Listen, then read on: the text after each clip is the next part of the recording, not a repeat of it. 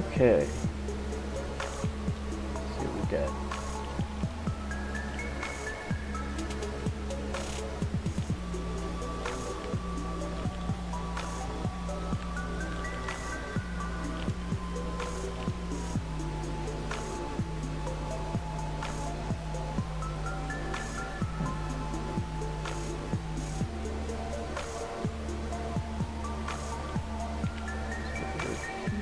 There we go.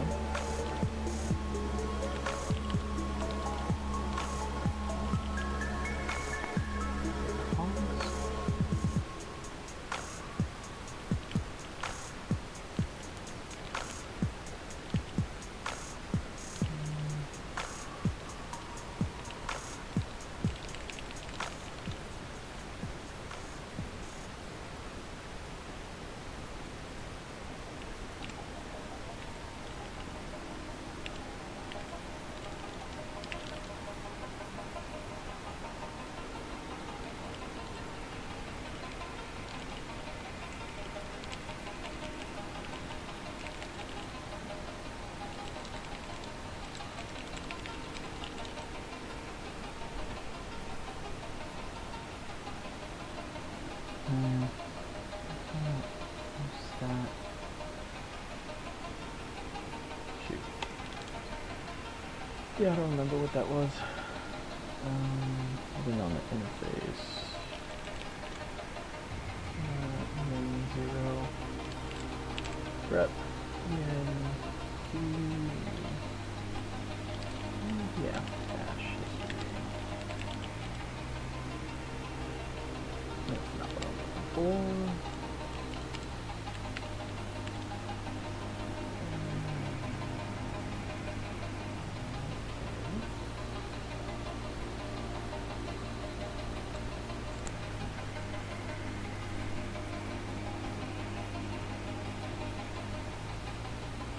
If top, there we go.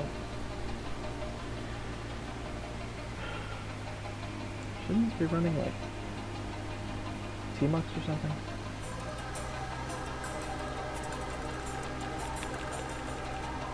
Oh, we don't do volume controls anymore. What's volume? It's 9? 0? Yeah. It should just be my volume, not yours. Cool. Let's go to 6. Nope. 2, switch to vertical split. Good. And we'll do top LP.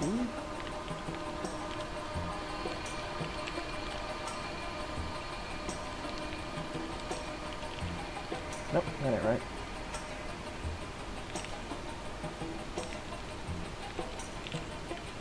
That's also wrong.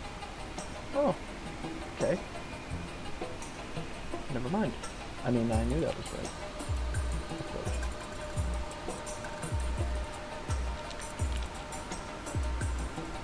Very good. It's just literally all chromium.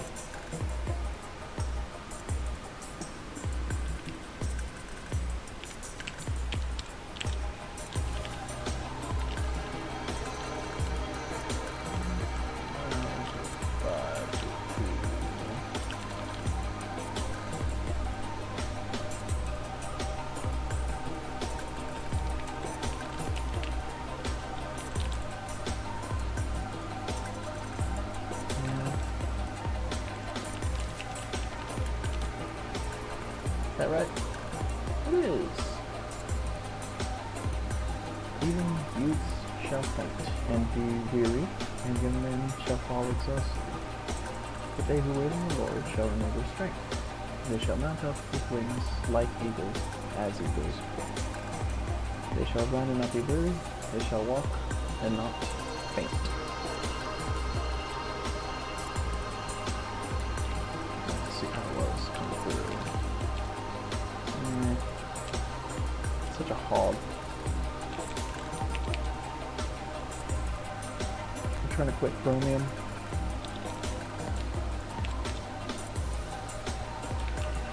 not going well.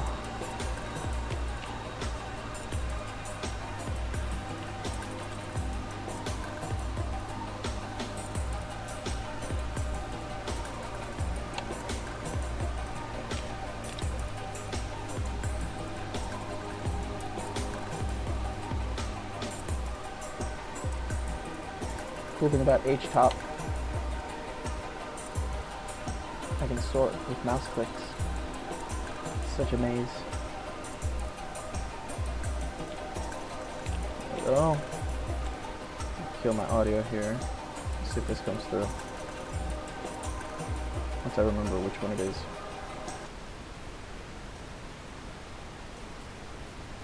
Or there we go. What is this?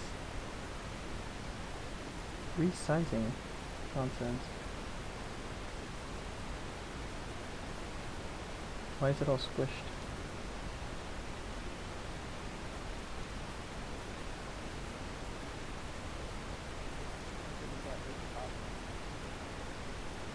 That is the cool thing about H-top.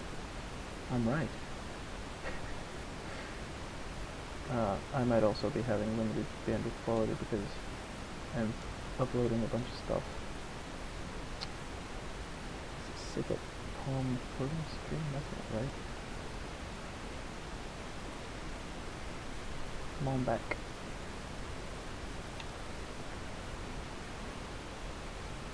Yeah, you all should still be able to enjoy the music.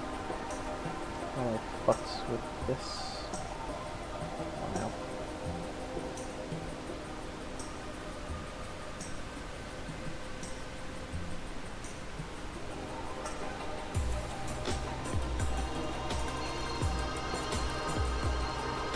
Ridiculous, this one looks 6.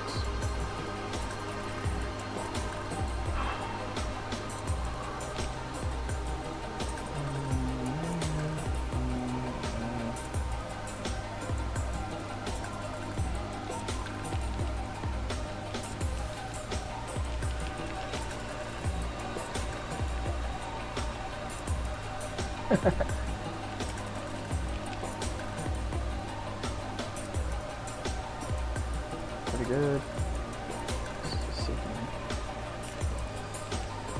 Is that a dummy? Oh, okay, yeah. Me and my weird nonsense. Cool. Oh, wait, that's wrong also.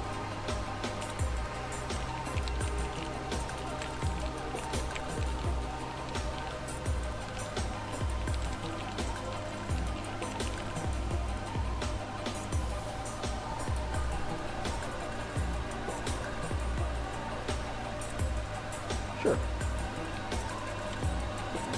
That. I think the audio is still good.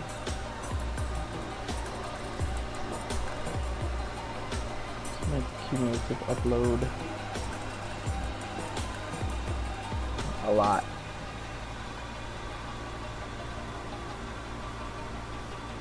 Come on, internet. Scroll me down. That's interesting. Why you do this? I'm at the dashboard. Okay. I got this. I know what I'm doing, kind of.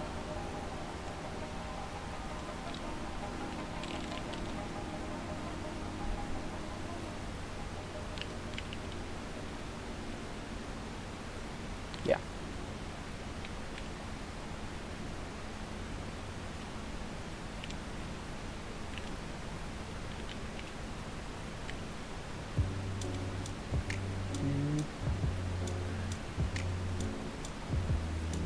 With this output mode. It's gross.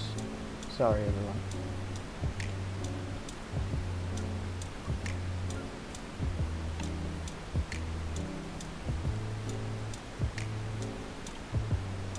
All that. Burrito. Oh, the poor CPU. It's chugging. Come on, you can do it. You can do it. You can't do it. Calling it.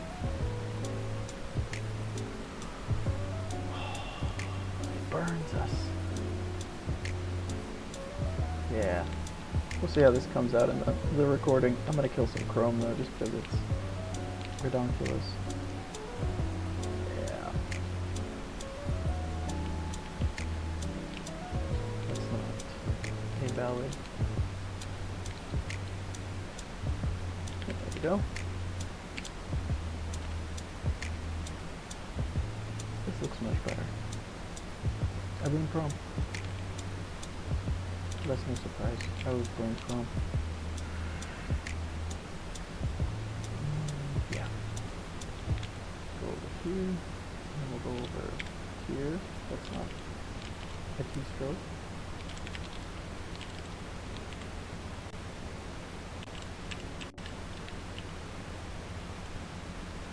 Oh, interesting. I don't think you see colors. I can share this, I think. I don't think I can change output level. Ah!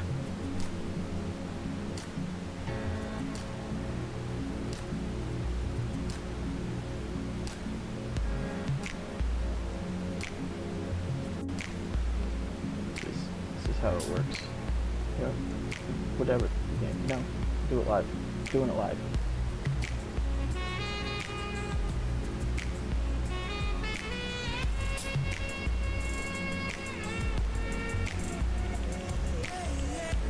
That might be a problem. Yeah. That's what I'm thinking right now.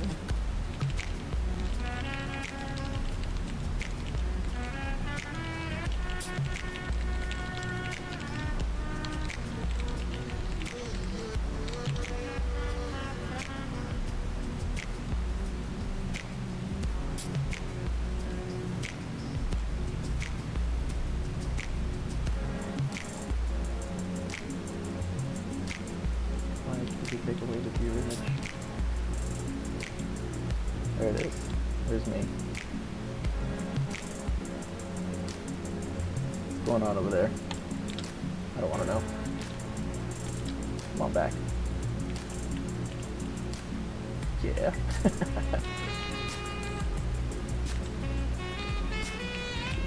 Ooh, very interesting.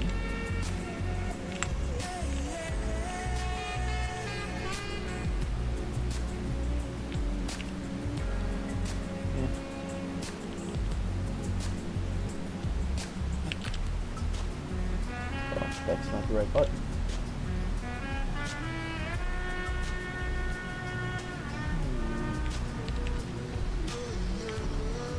Yeah, well.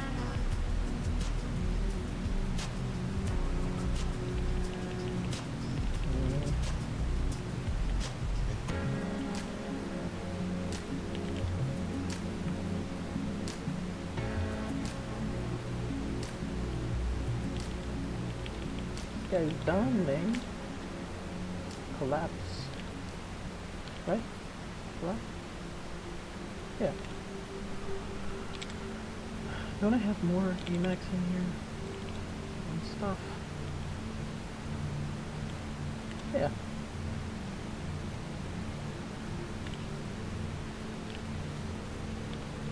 Ugh, seems so hard on the eyes. Just when I finish the synthwave Vim theme, and everything is beautiful, perfection, I switch to Emacs. Switch. Huh.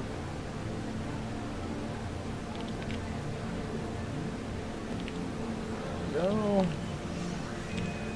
Is it really, though?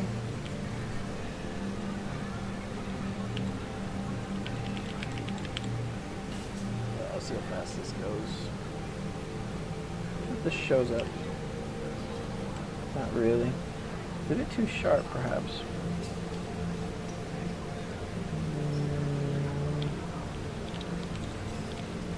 it clear over here?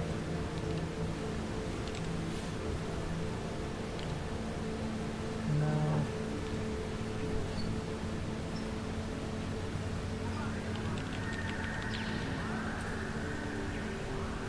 nice and clean. Oh, oh no!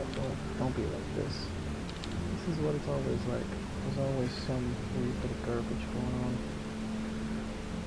I think I could get away with this. Nah. Zero sharp.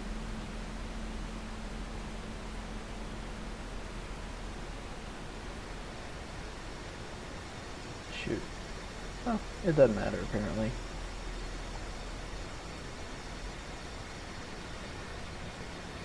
Alright. I apologize. I would like very much to be able to show you some of this stuff. Probably increase the font size of. No, I can't actually. This is like a colossal. No, not gonna do that. But I could. Alright, just. This actually might be worth it to do.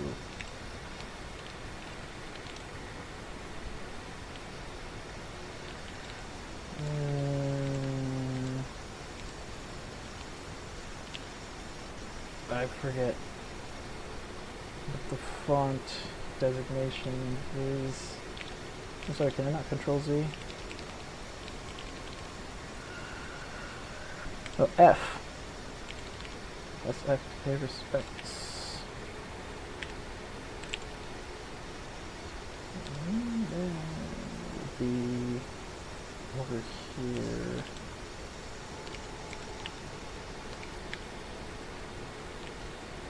Oh, it's XF file completion? Yeah, there we go. That's a big file completion actually. I don't want to be in here.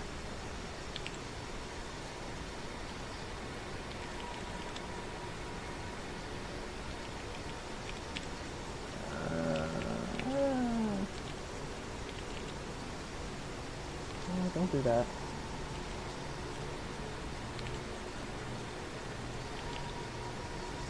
There we go. Vim file completion. It's baked in, man. It doesn't even not exist. There we go. So now when I do this, that's also the wrong command.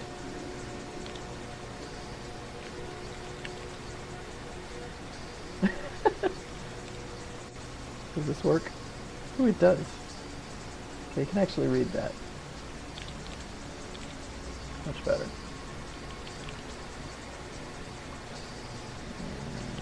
Still a little laggy. Why are we laggy?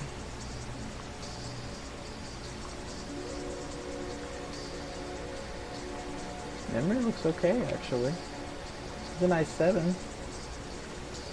Very fancy. It impresses all the ladies that are my wife. Except not even her.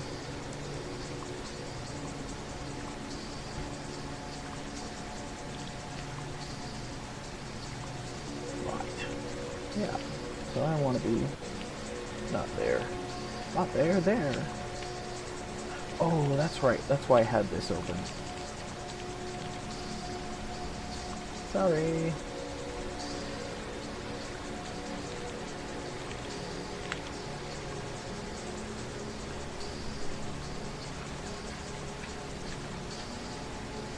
Forget how to send that over.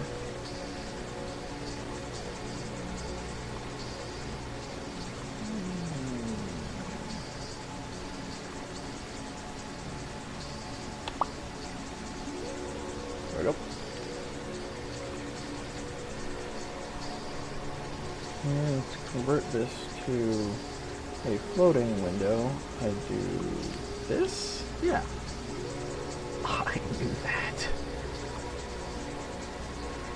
And I can send this to desktop 1, like this. Look at that. It's like I know what I'm doing.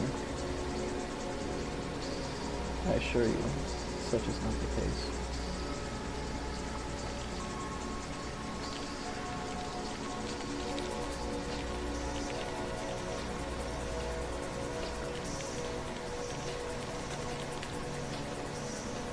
Switch back to space. Yeah, there we go. Right. And go back to here. Still looking good. That's good.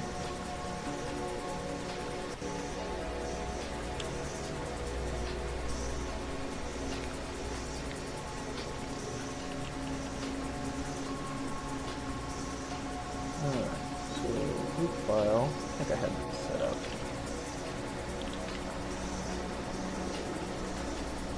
This lag is unhappy. Oh, and it blocks my time. There we go.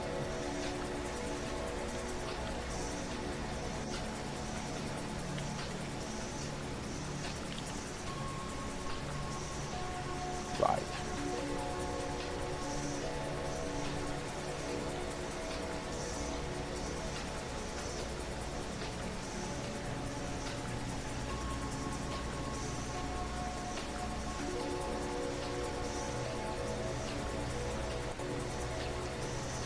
Yeah, we could do that.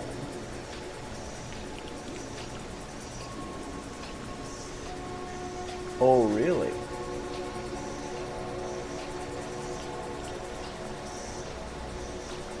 That's interesting.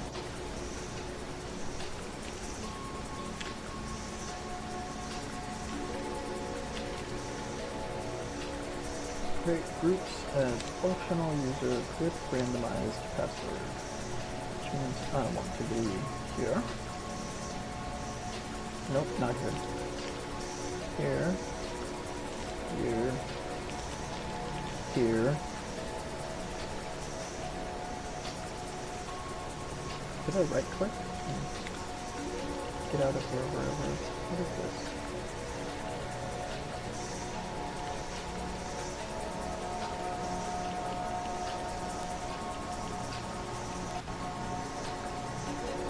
What just happened here? Did I open a new buffer? Kind of weird.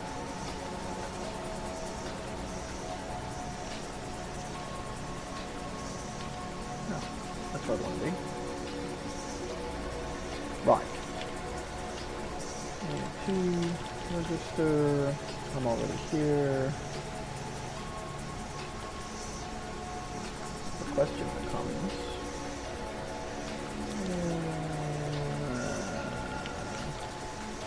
Yeah, there we go. I generate this, don't I? On the initial login?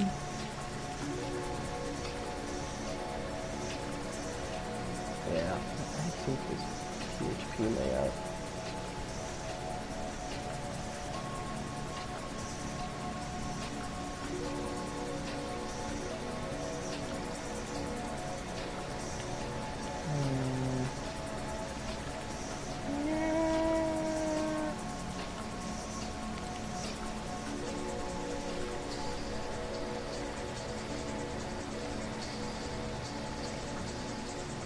This needs to be on the, say, let's break it down. Break it down. I know how to do this. It's the escape enter? Oh, it is. I knew that. So that is that. And this turns into this, and that turns into that.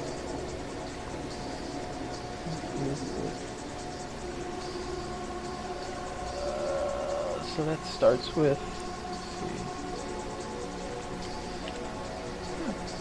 I do know what I'm doing.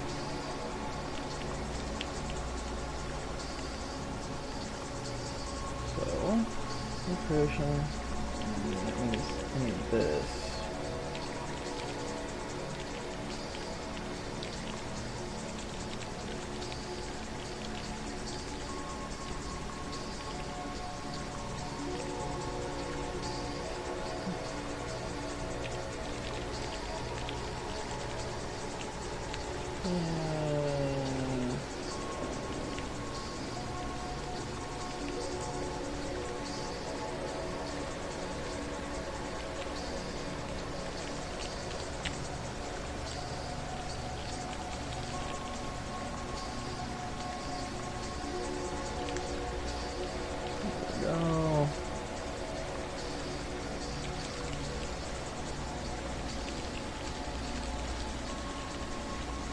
good.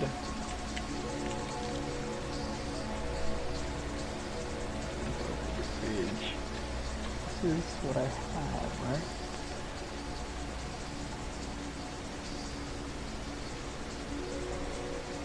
Do we have a group management page?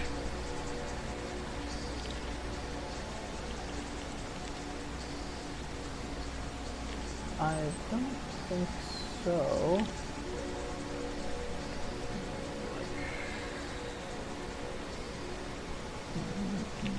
Blah.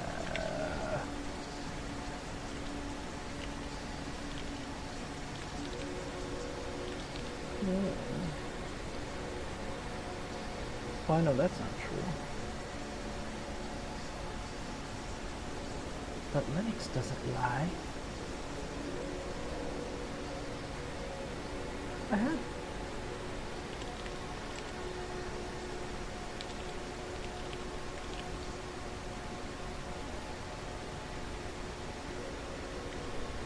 No, I do not.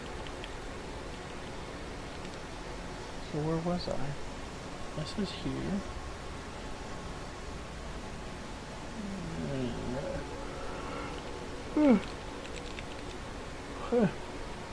Right, okay, this is actually kind of blocking me. What? With that.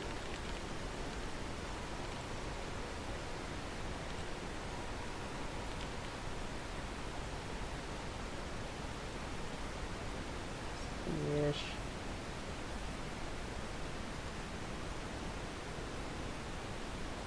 There we go. Hey, look, it works.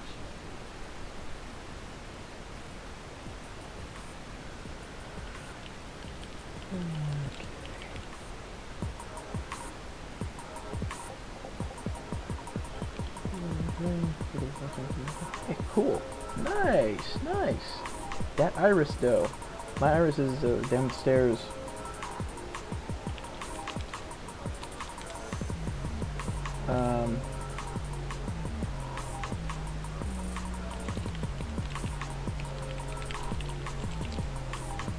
I'm not sure why I'm typing what I'm saying. I hear some hissing. Okay. Not sure I'm going to be able to handle that at the moment, actually.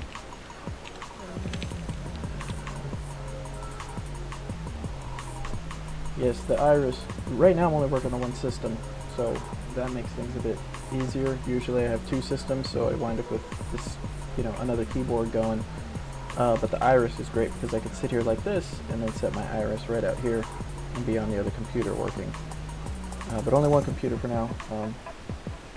I also am adopting these thumb clusters. How would I put this?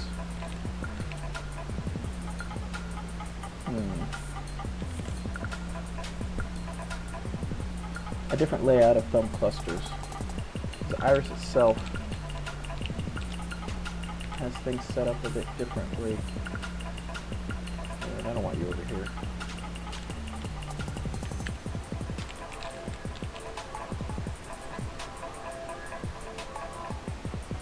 Oh, you all are blocked actually, you can't see anything. Alright, totally not going to forget. Not sure how much of this you can see anyways.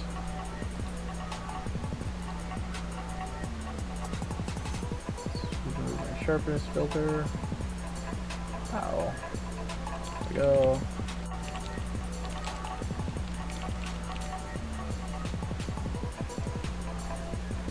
Yeah, these thumb holes here, the thumb clusters, if you can call them that. Ooh, sweet. Boba Fett. There we go. I enjoy these thumb clusters. I think they're really good. But I'm trying to get a third key into here. And you really can't beat them for the price. It's crazy good. I think I'm still choosing the, yeah, you got it. Okay, this is fine. Yeah. This layout. How you get these thumb clusters here. These keys, very good. If you can put your thumb in this middle key, because you want to be able to have that positioning so that your thumb is you know, here, and then it goes out to a key, and then into a key. And that's something that's been lacking on my builds for a while. And I've been going to this inside key, but it's just not comfortable for me to do a, see I'm on this corner key, it's not comfortable for me to be right here in this middle key. Which is where, you know, if you've got a standard 40% or anything, if you can be on that middle key comfortably, go for it. Because then you get this key and this key on the inside. It helps out a lot, makes it so it's easier to reach. Let's see, we'll do it. This.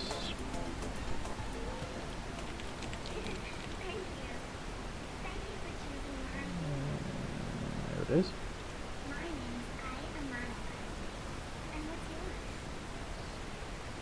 Nothing's on this stuff. I'll get to that later. Where are you? There it is. That's Jack's lovely image. But we don't do MIT layout. We do this. See, this is what I was talking about. If you add the space in the middle, then you can get 2 extra keys for your thumbs that are 1 away. And this is the alternate layout I set up for if you do it a standard 40%. If you can get your thumbs here and your fingers on the home keys, and you can push everything out a little bit. But this is closer to an Atreus layout because you don't have the outside, column. Which, if you're just writing prose or something, you probably don't have that much of a problem. If you're not really, I don't know if power user is the right word, but if you're not really using tons of shortcuts and stuff on your keyboard, then it's okay to lack this outer column. But I cannot. I do too much. I have too much in the way of shortcuts.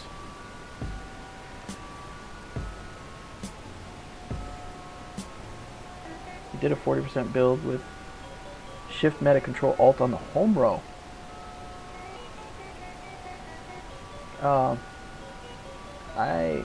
You can always, you know, change the layout on your 40%, but I would advise against that only because the if you check out my everything I know about ergonomics and how to implement it video, I talk about the having the cording. The cording should be set up on your thumbs as much as possible. You should do as little cording as possible on the fingers. So even Shift is not really ideal, where you drop down to here and press another key. Technically what you should be doing is matching on the opposite hand. So when I want to shift A, for example, I should be hitting Shift over here and then A over here. So mixing hands. But that is definitely interesting. I've never played around with that before. That might be really good. I don't know. I've certainly tried enough stuff over the years. It wouldn't surprise me if it was good. I did also have a problem with this key, and you can see he's very cleverly assigned a higher profile key to this one at the top, because clearly this guy, and I do like this guy, uses his keyboards, because this key up here is hard to reach. Particularly in a standing position. And these splits tend not to be tilted forward, which is, you know, the ergonomics on that are kind of weird. But you can see, for example, both of these keys are the same height. These are SA, so I think this is just an example of what it would look like with that excessive scoop, which looks so nice. A little bit too tall for me. But here, he's clearly gone. Oh, this is an even better picture. So you can see this right there. You can see how he's made this key much taller. Oh, even more clear over here. You can see how he's made this key much taller than the key that's in front of it. What I would do is invert this bottom key so that it's tilted toward the thumb. But that's just like my opinion, man. He's got a keyboard podcast. That's neat.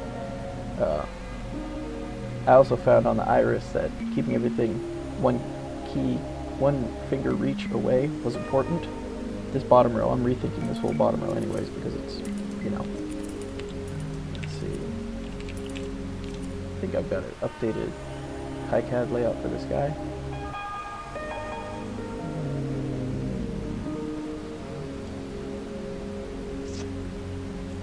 Plus, yeah, there we go.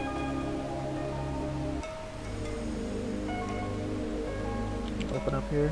There we go. Yeah. So I've dropped these thumb keys down and just eliminated this position entirely. So I took all 3 of these keys and dropped them down into here so they're a bit more convenient. The thumb did move a bit in to make this outside key a bit easier to reach, so we'll see how comfortable that is. We've obviously got alternate positions here. I'm actually pretty excited for this Sigma 3.0 build because it's almost here. Like any day now it should arrive. This makes me happy.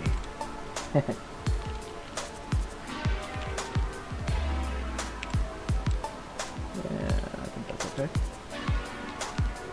Neat. Right. So, grouped.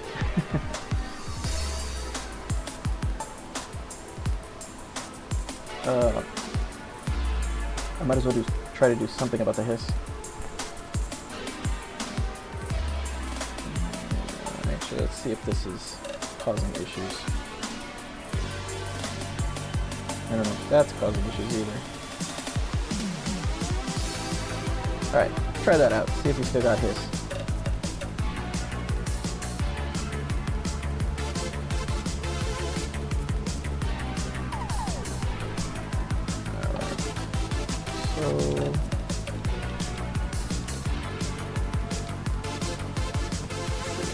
Nope, actually I'm fine here.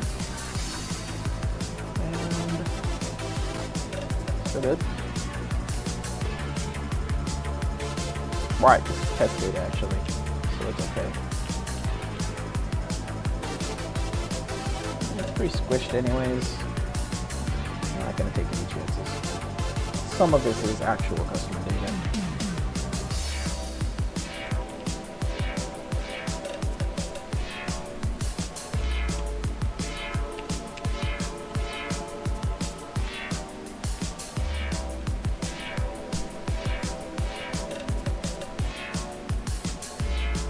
That is a better layout, actually. Yeah. Okay, where am I?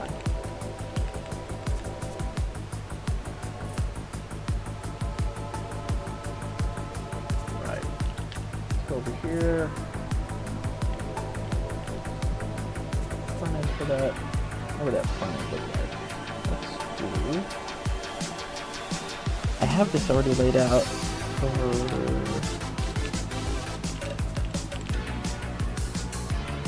Yeah. Oh yeah, text.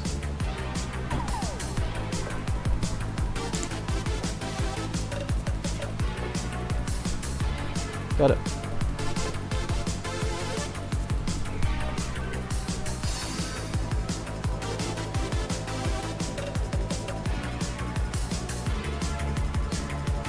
My desk is upstairs at this point. There are intrusions.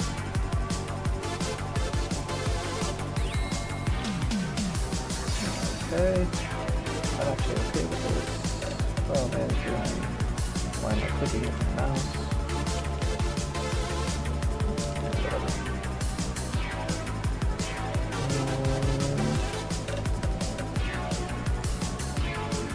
Why is the time being...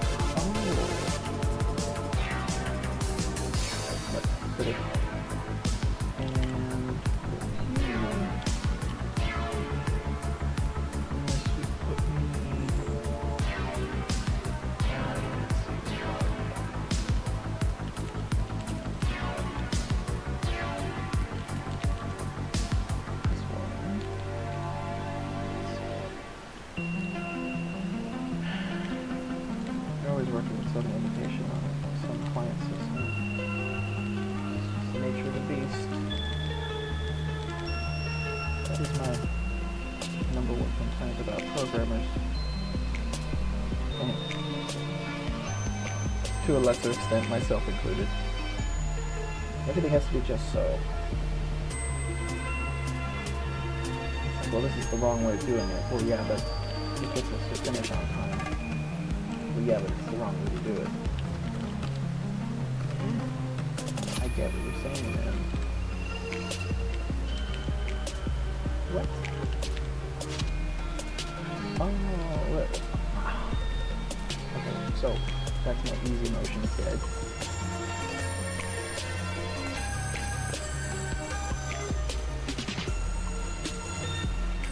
Whatever. I don't even need easy motion. I will motion with my bare hands. Standard build templates.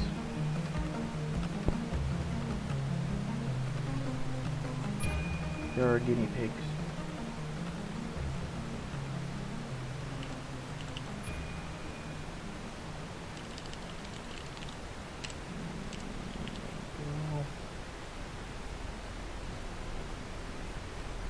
Do I get some bonus lines?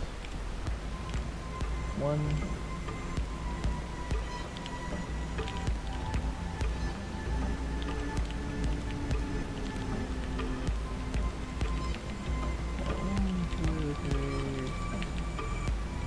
Go. Full screen, I get 1, 2 extra lines. Yeah, who cares? I'll lose the chat for that. I don't need it. I don't need it! This is okay. Still go over there. Wait, where's 3?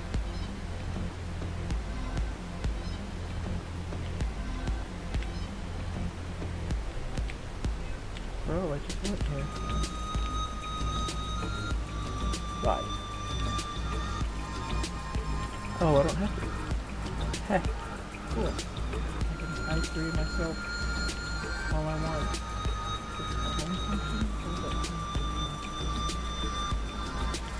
Oh. That's not a file, man. No. Don't do that. I don't know if I'll be able to get back in.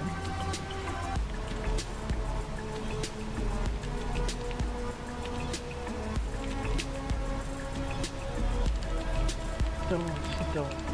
Literally don't even. Figuratively.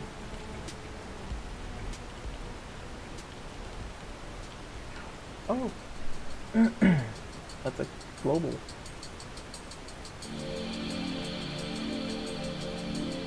I don't know if I can.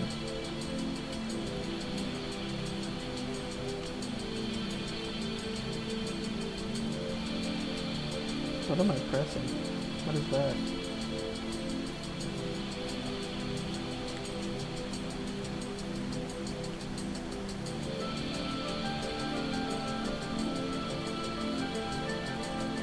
This happens sometimes. I change my layout so much, I sometimes don't even know what button I'm pressing. What is level 2? It'll be layer 2, J, down, page down. Oh, okay. See, that's what's weird about this. When you learn these builds, at least with my brain, they're associated to keys differently. They're associated to my hand motions. I think page down, it's like when you type a password, but you don't actually know what your password is. You're physically typing it, but if someone asks you what your password is, you don't know what it is. You have to go open a notepad and type it out. That's me. So that's page down and page up. This is just, that's an extremely old key position for me on this layout. And yet, I couldn't tell you what layer 2J is. But it's page down. You ask me what page down is, and I go, boom. Is this an H? No, it's J. H, J, K. Yeah, L. Right. I gotta get off really. Actually, while I'm transitioning to Emacs, maybe now's a good time. Okay. Alright.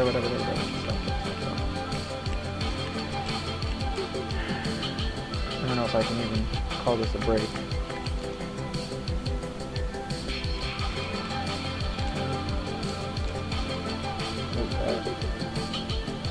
What is my break? Break time. There we go. Break.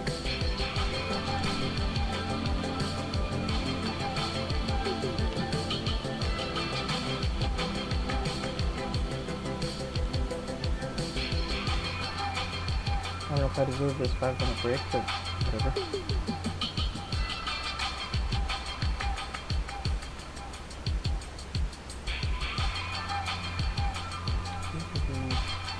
Input.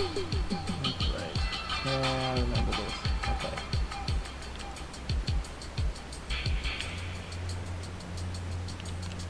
Hardest part about this is keeping my brain oriented on this problem. So I break it down here in org mode.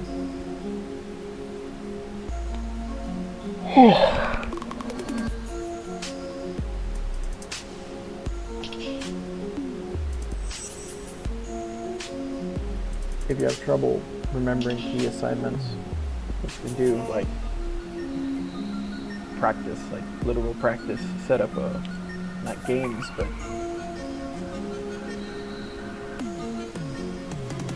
exercises, I guess. Practice this keystroke, now practice that keystroke. The point is to minimize the interruption or the translation that goes from here to that. You want the computer to react basically as you think. And that's why internalizing these keys, especially for blanks, you can blank, you can run blanks.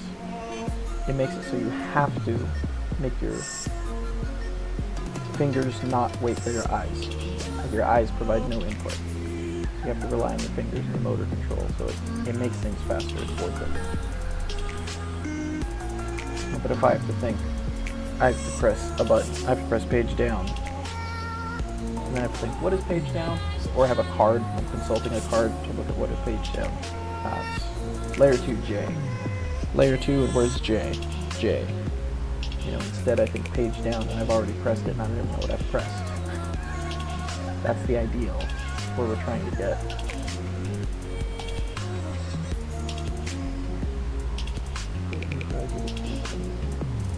How would I do that?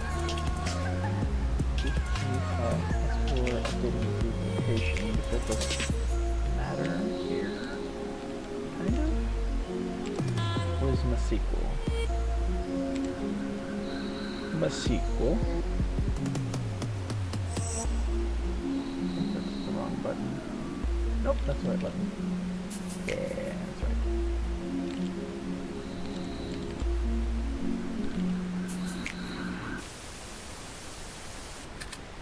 Oh, unlocked.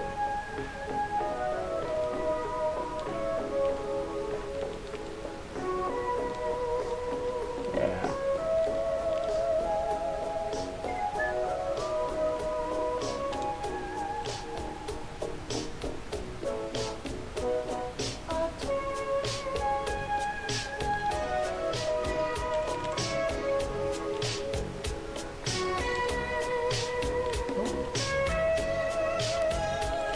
Faster a bit.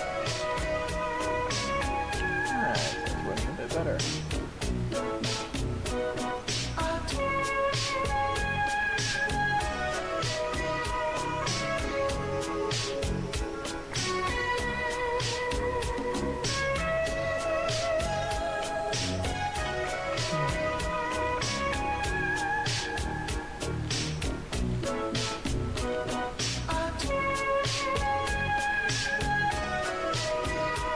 Come on now, you can do it. I believe in you.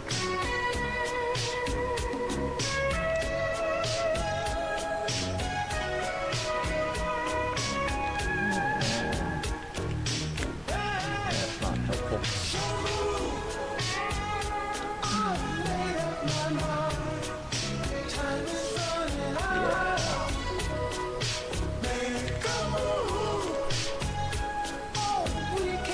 Oh, I just learned this about Vivian. Shift space.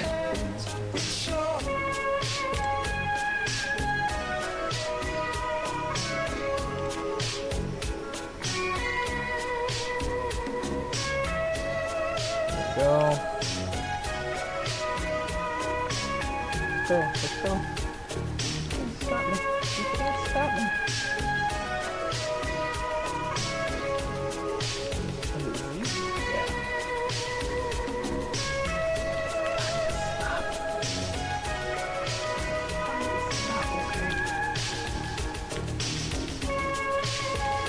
Okay.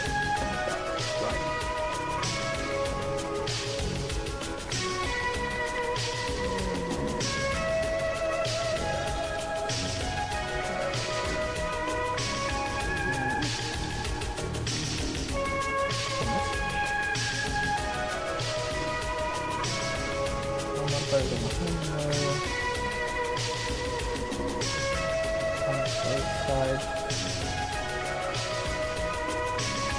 When tap shift when held. I've thought about that. My problem is that I type fast enough that I slur my keys. However, I have thought about using the lesser used keys.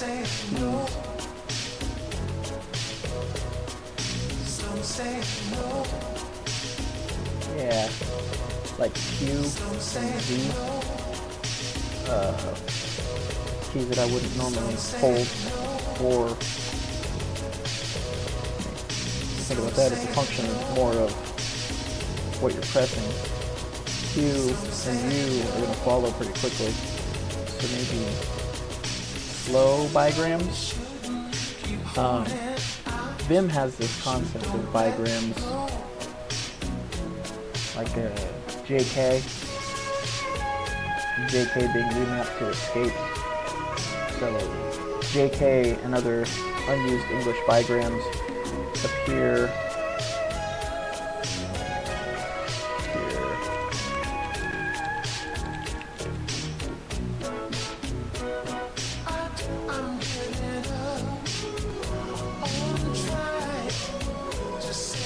Oh, it's linguistics, that's the one.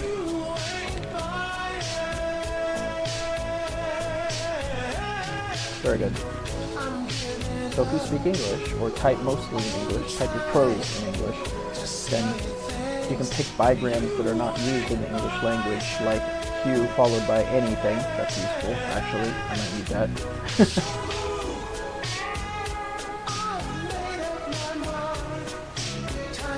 That's pretty useful, actually. Q is pretty accessible. QW is in there, no? Yeah, there it is. Look at that. Okay.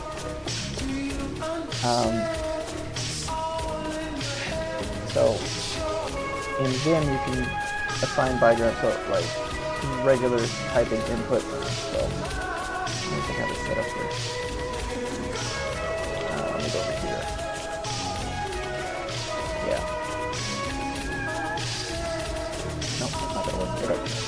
Well, I can be typing normally, entering data, and then I change it.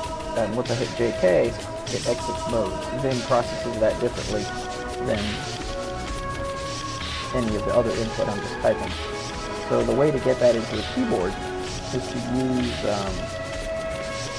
I believe it's tap dance keys in QMK, because the tap dance keys allow you to do a combination of keys, kind of like sticky keys almost. Because that prevents sticky keys, by the way. If you can do that, it's really useful because it eliminates chording entirely. It's basically the function of a leader key, which I think is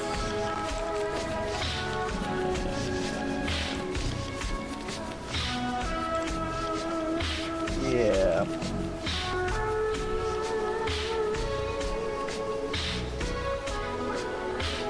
Yep. Look at that. That's pretty cool. So you can define your leader key and then have it scanned so that you can assign your key sequences separately. So, see, that's beautiful. Look at this. It's already set up. Love QMK. Wish it was easier to work with.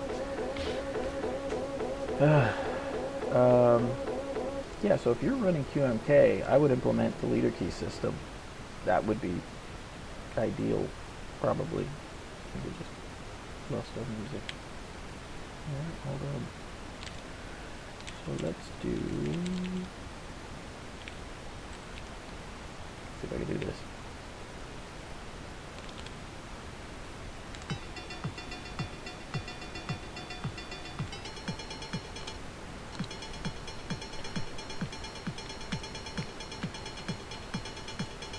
Cool. And then we go over here. Yeah, so the leader key can define keys that need to be hit in sequence to affect modes. Although, yeah, register and unregister codes. It's macro notation.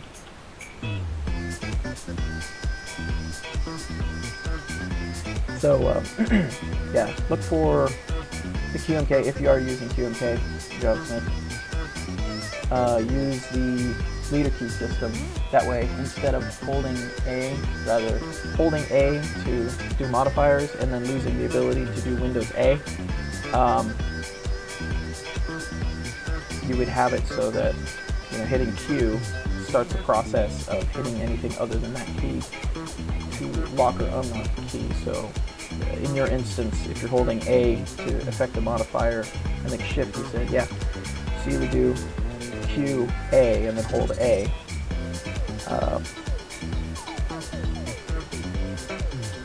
Or even AA if you want. So hit A and then hold A. That would be like a layer shift up.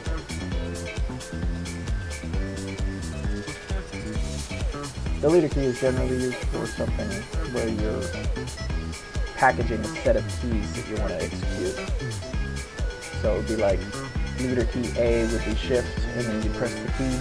So you would press Q, in the case of your leader key, Q, A, W, and that would give you a capital W or something similar, which is actually a pretty good solution to what I've been running into, because this is an i3 desktop interface, and I built my layout around not really having, not really using the Windows key very much. And for that reason, the Windows key has very limited use. Really, it's more like I have like 3 specific functions that I use with the Windows key, period. And I would create the layout so that it has those keys on shortcuts, and then that was it. I just used those 3 shortcuts.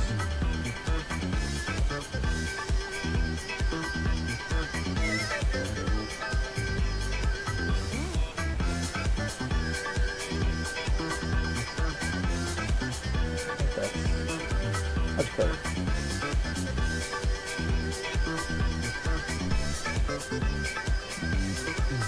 Yeah, but switching to i3, I have like excessive use of the Windows key.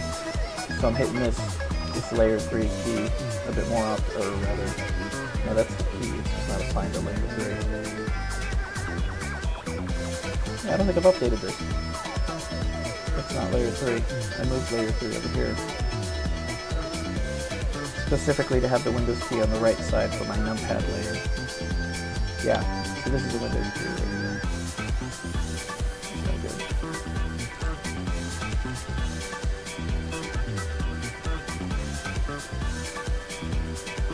Yeah, there we go. This is the same. Come on.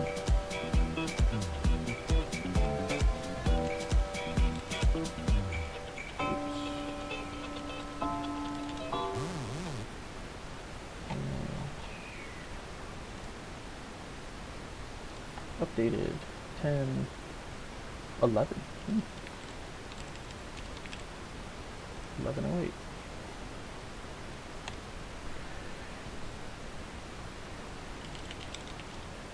Run out of music again.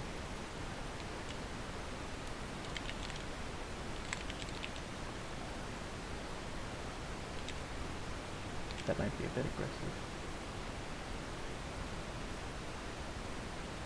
That's definitely aggressive. I think I can do this.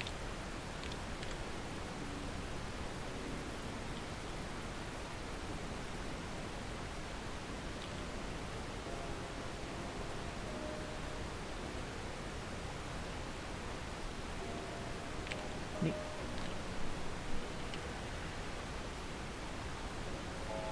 I think that makes sense.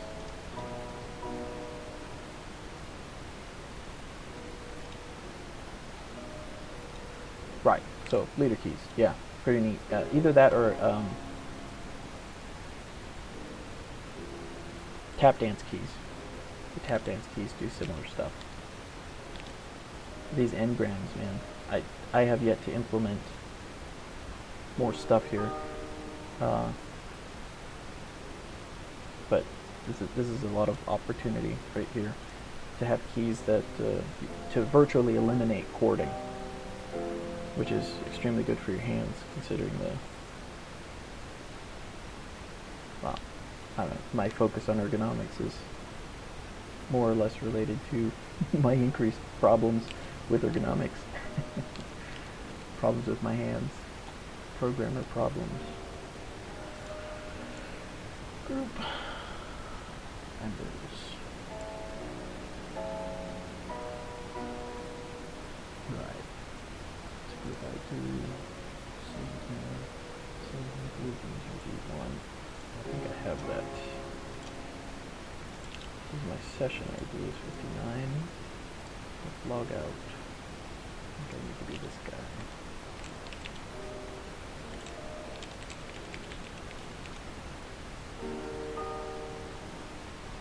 Yeah.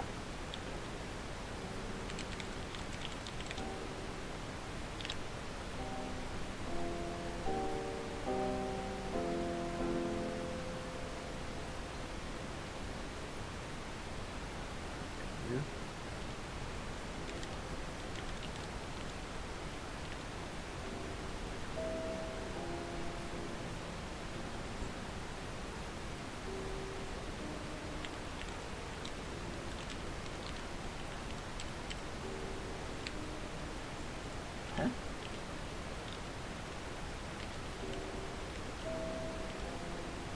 These are mutually exclusive, actually.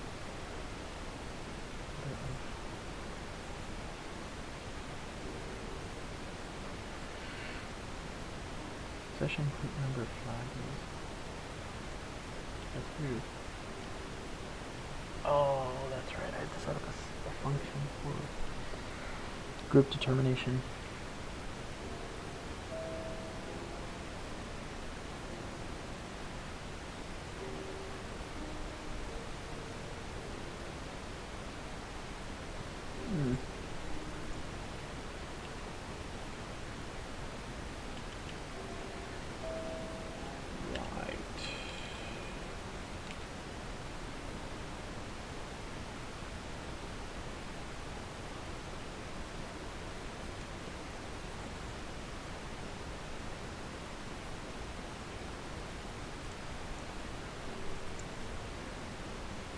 I have this.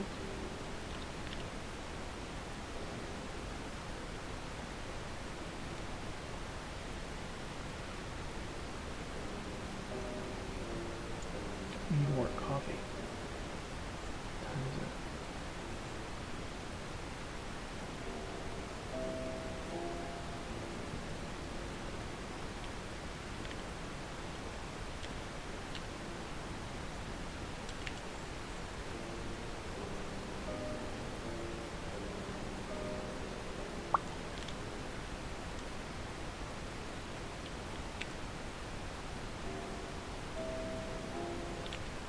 Too low key. No. Yeah.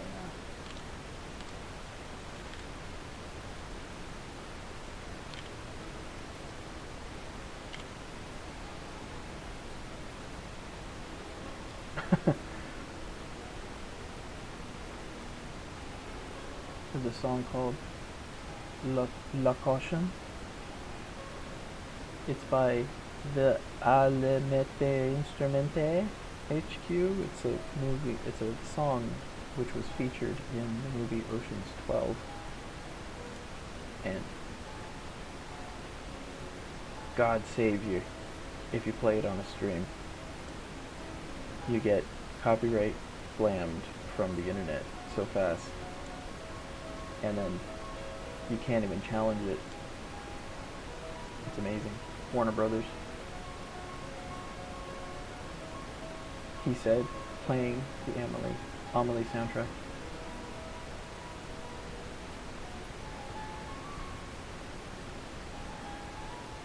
Artfully, at a modified speed, for art.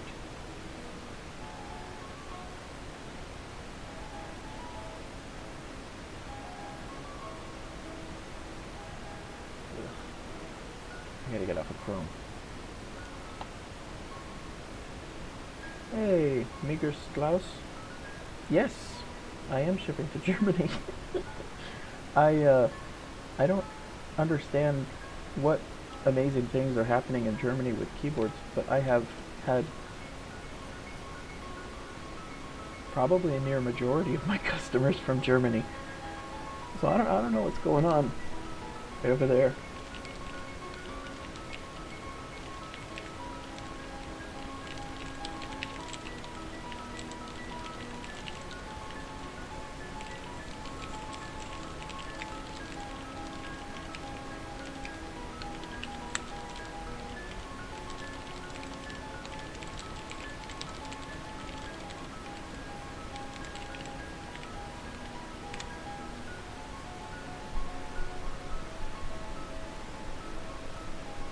Or maybe it's the cherry factory.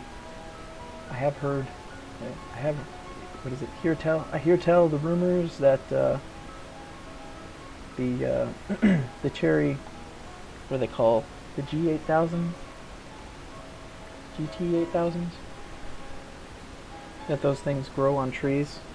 People just walk by and they shake the tree and the mechanical keyboards fall into their hands. They use them as paperweights. They throw them in the trash after a day. They just grab a new one. Is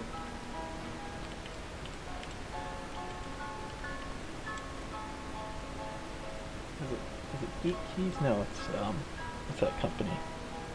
The Key Company. The Key Company. Occasionally gets a lot in of where are they? Yeah, I think they cleared it up. There it is. MX Blacks for Harvest. G80 1800 or the G80 3000, I think. Yeah. He gets a lot in of those shipped to the US, and they pull them out and then sells them as just the switches on this PCB. And they can harvest those. That's about the cheapest way to get switches. Just keep an eye on them, see when they come up again, and then grab them. 25 bucks for 104 switches, or I think it's a little more. I don't remember. It's a slightly modified layout. It's actually a really cool layout. I don't much care for the larger keyboards, but if I did, this would be the way to go. I like that numpad layout and the white space right here around the arrow keys.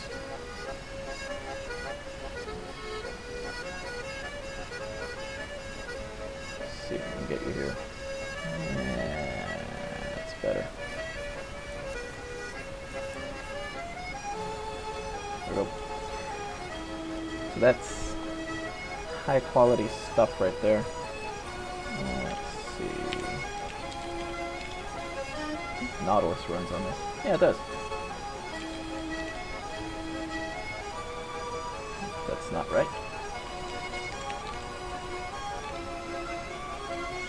I am confusion. I am confusion. There it is. Come on now. Where are you?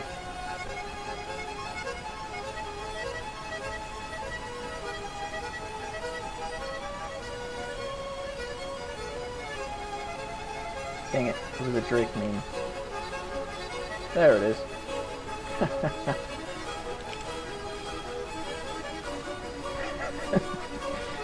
I made this for RMK. They do not appreciate. The idea is that everyone's just jamming the keys in here, and without that spacing, this tactility of this spacing, this white space around here, your fingers can feel where they are. So when they hit this little white space, this gap, your fingers orient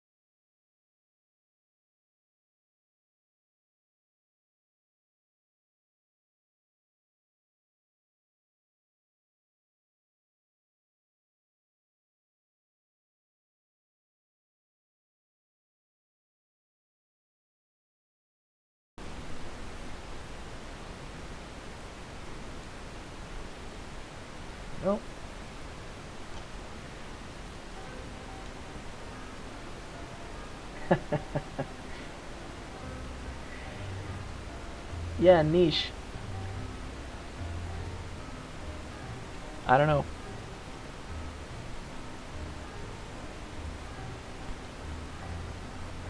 Oh gosh. Is that i7, man?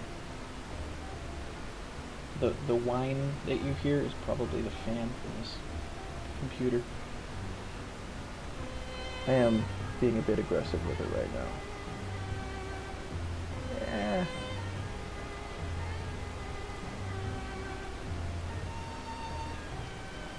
It's averaging like 70% CPU usage throughout this entire thing. But it's keeping up, which is cool. Yeah, niche DIY ergonomic keyboards. It's just, I don't know, man. It's weird. I express incessantly that it's strange that all of this, and any of this makes sense, that anyone's even actually interested. But I mean, obviously, here we are.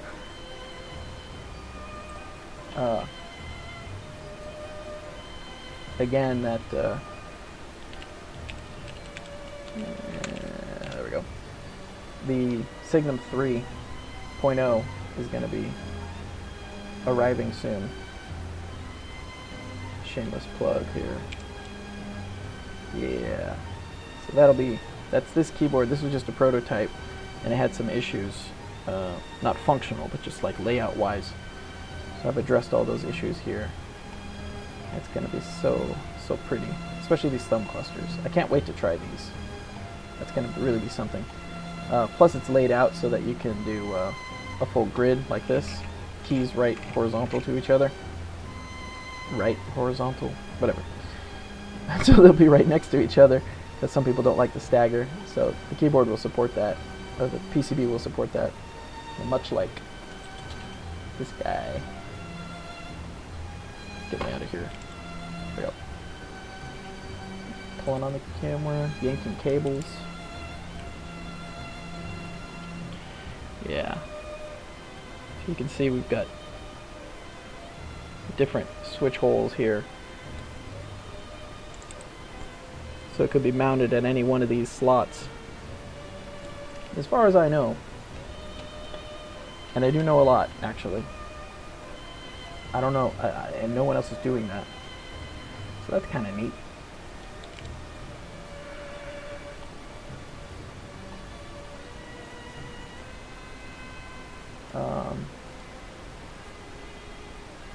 Yeah, I mean, I have a...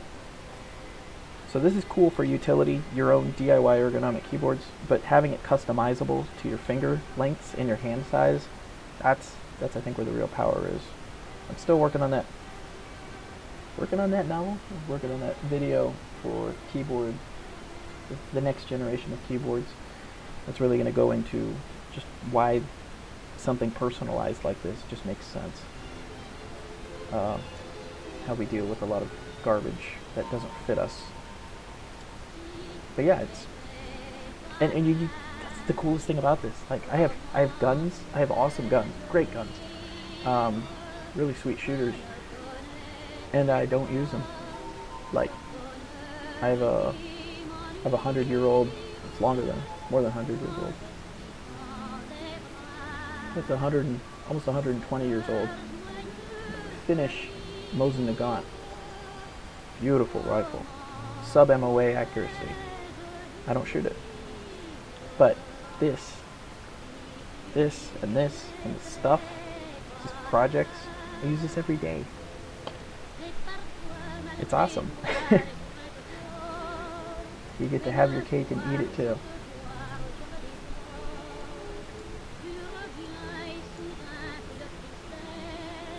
Your Gatoron switches failed after 3 months?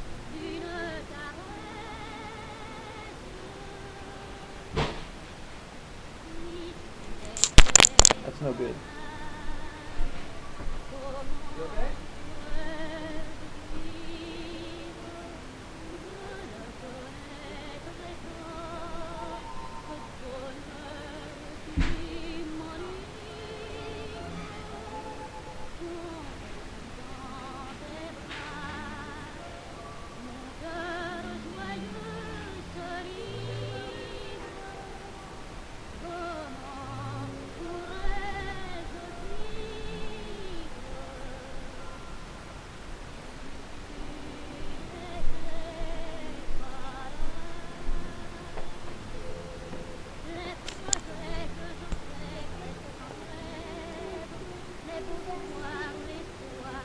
Love it.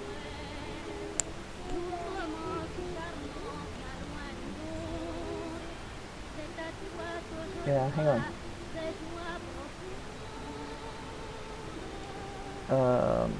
Those Gatoron switches should not fail.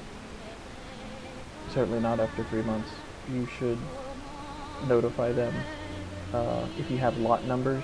I'm not even sure if you can buy them directly. If whoever supplied them bought them in bulk, then you could at least report it to them, so they could report it up to Gatoron. That's not cool.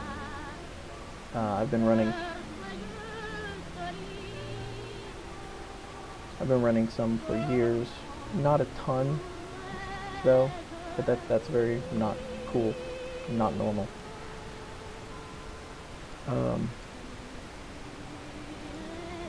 Yeah, get that checked out. And thought about implementing inclination, or do you not deem it necessary? Inclination, yes. That's to an extent a form of tenting. But I have thought pretty significantly about tenting. So I'm talking like this, angling it upward. With the flat PCB design on a travel board like this, not really. Also, I usually type in a standing position, so I hover type, so I'm not resting my hands on anything. But even if I do, I wind up using something like this to keep my wrists up, to keep my palms up so that my wrists are straight. The weird thing is that people have different ergonomics, so they wind up, some people don't have the problem and some people have a big problem. So by making this flat, I'm kind of leaving it open. You can do what you will with it. I would recommend shelf matting. I always recommend shelf matting. Prop something up underneath it, tissue, toilet roll paper underneath it, so you can prop it up slightly. But use something that has some friction, like the shelf matting. Let's see. Something like that would give you... My problem with people propping it up is it either gives it bounce because what they're using is not secure, or it makes it wobbly. And when things are wobbly, then it's like your hands slow down, because they reach for the key and they press it, and then the key gives a little bit because it's a little wobbly, and then you press it a little long, and you're kind of like second guessing as you're typing. So as long as you can make it very, very secure, I don't see a problem with it. But as far as this build goes, no, there's probably not going to be any modify it to give it any kind of tilt or incline. I have seen people who got the circuit boards and then propped like wooden dowels, just like wooden tubes underneath the back end, and they just had rubber bands going between the keys and around the circuit board and around it. I don't know, I love that kind of janky, weird stuff that just is half-baked, I guess. I don't know. I have also thought about Legos, because then you can kind of customize the height and whatever as much as you want. That is if you have the Legos, which I do, but the kids. But if you don't have the Legos kind of get expensive. But inclination, I mean, if it keeps your wrist straight, by all means, that's important. The holy grail that I've been pursuing has been getting the full M15, IBM M15 style tenting, where you're like up, angled out, so you're like this.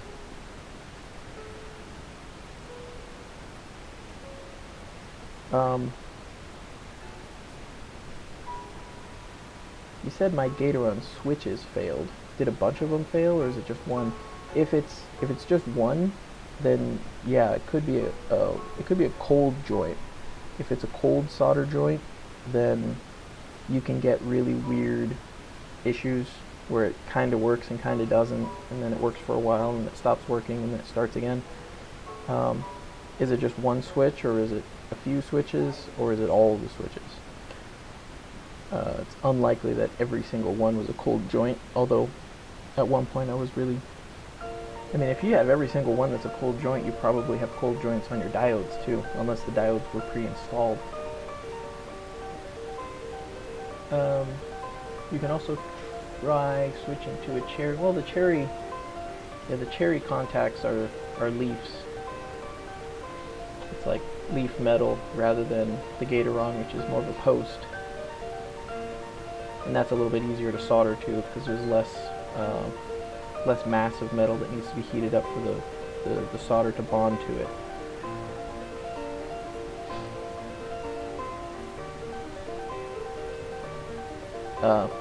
Yeah, if it's more than one, then I'd be questioning it.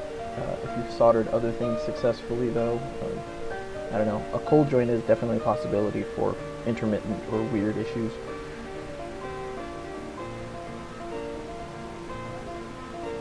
Upwork. So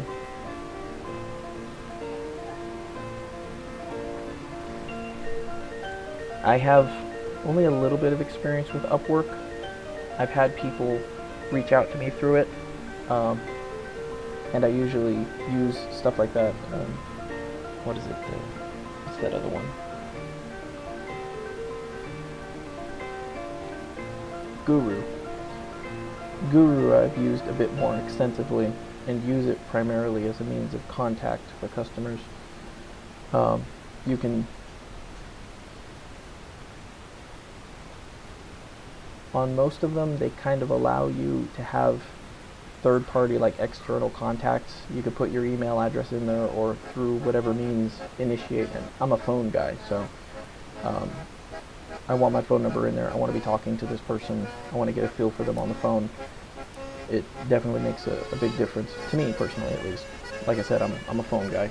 I don't think things get conveyed significantly or sufficiently through email to really initiate a relationship.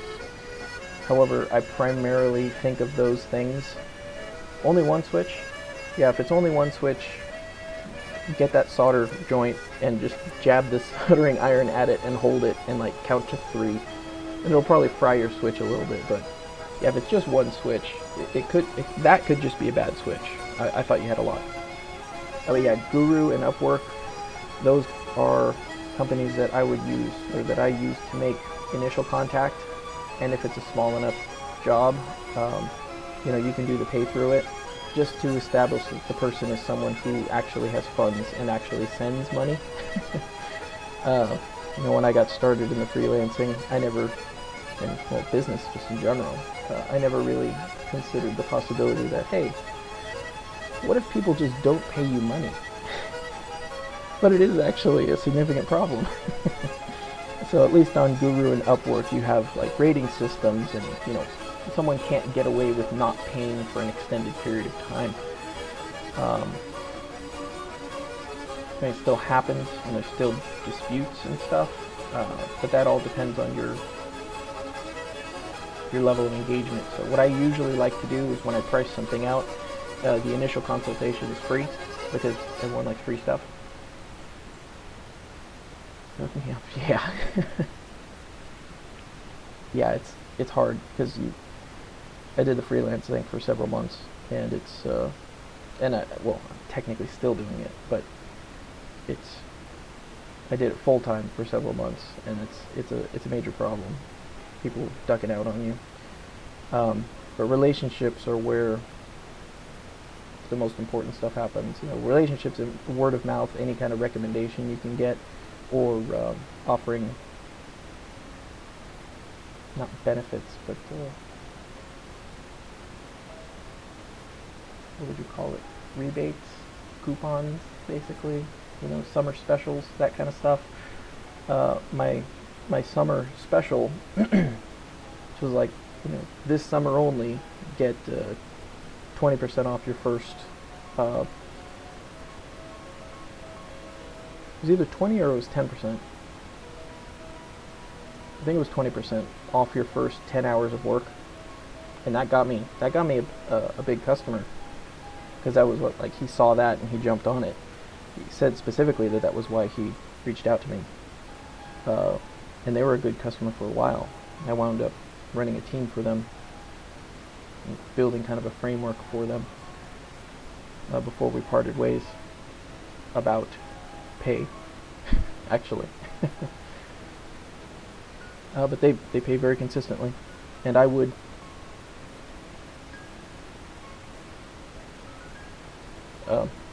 What I usually do when building a relationship is you set up the first payment, and the first payment can be almost nothing. It almost doesn't matter what the first payment is. What matters is that money changes hands successfully, because once you actually have the money, then you know that they have money, and then you can continue with the process. I usually do partial payments, just so, again, you can understand, what is it, show me the money. There's a lot of people that just either don't have it and are just gaming you, or they're just people who are stingy enough that they will string you along for a long time. I have it on good authority that there was a company in, well, I guess I can't really, a large company who had a very large division of their company that was dedicated solely to delaying bills, and having bills hang out for 6 months to a year was entirely possible. You as a freelancer can't deal with that. It doesn't work. You can't work for free. And if someone says they'll pay you later, for a hamburger today, you say, that's great. My kids don't live on IOUs. IOUs don't pay the electricity bill, and I would rather spend the time on a customer that's actually paying me right now. It's just kind of a matter of respect, and being truthful with them. I'm like, hey, my time is limited. I can only spend it on customers that pay on time. I have customers that pay on time, and then I have you, and I'm very sorry. Just be truthful. Yeah, but you gotta read books on marketing. Can't think of one right now. But there's specific things that you can do that pique interest. Like I said, the summer special, that kind of thing. It pushes people to pull the trigger. And then once they've pulled the trigger, then you can start talking to them about other things, and you can show them your expertise and how well you work with them, and then, like, the relationship starts to build. Because in the beginning, at least, you're just another rando on the internet.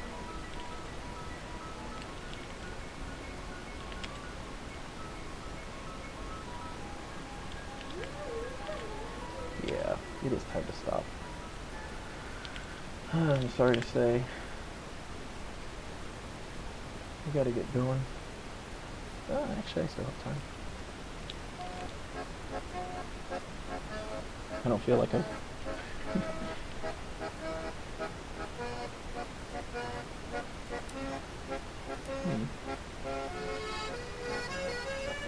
Oh yeah, another thing that I found was that a pretty long-lasting relationship was built on Craigslist.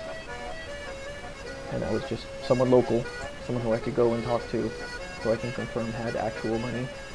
But yeah, Craigslist and Facebook.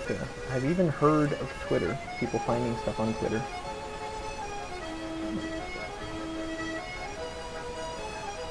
It's difficult to be the one that has to go out and find the work and to do the work too. But you already know you can do. The finding is the hard part. So don't be afraid. Don't be ashamed. Don't be fearful of just putting lots of stuff out there.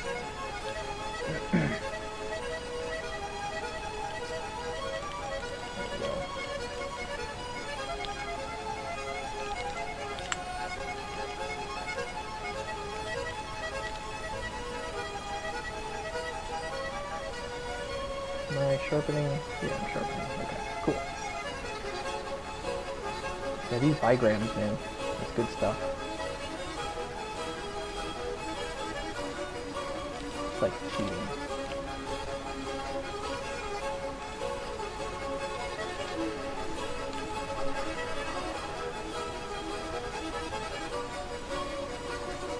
Have this layout.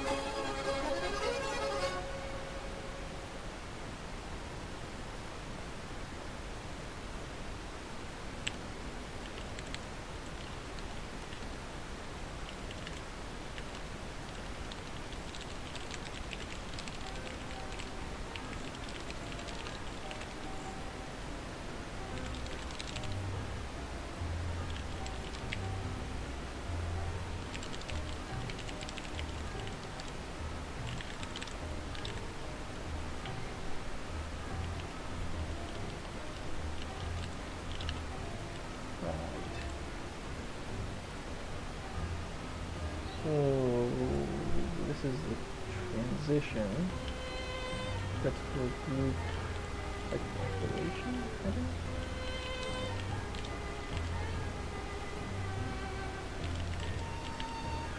Okay, so this is where I need to start, I guess.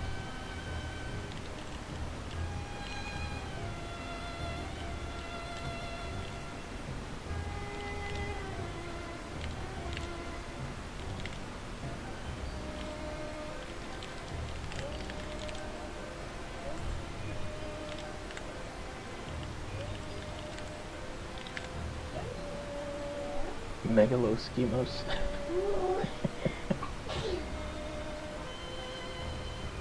You alright, bud? Some tissue paper?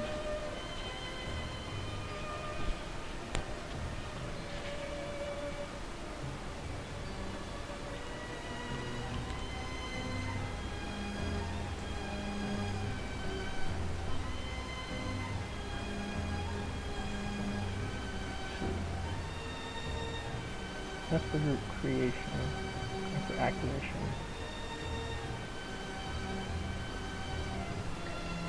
That's like a transition almost.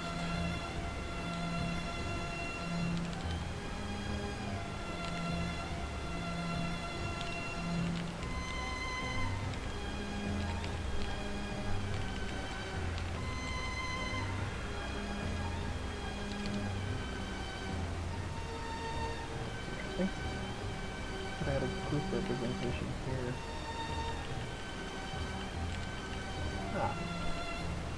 Let's do that, because that's nice and easy. And I need a whiteboard or something. I just need to figure out how to start. I have like 8 things that need to change at the same time. And it's annoying because some of them depend on the others.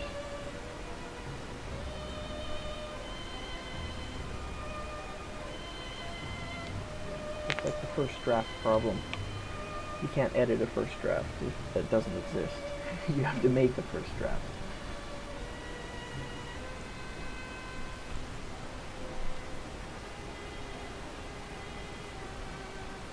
It needs to be for owners only.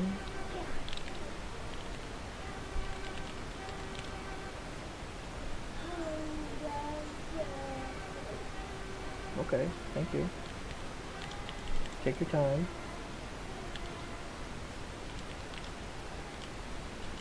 The airline. Yeah, there we go. Cool.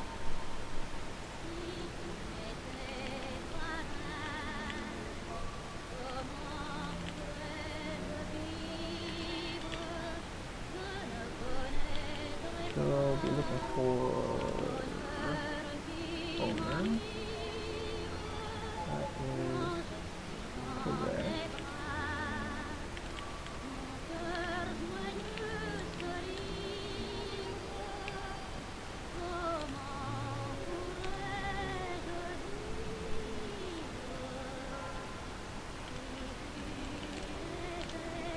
Why would you put me there?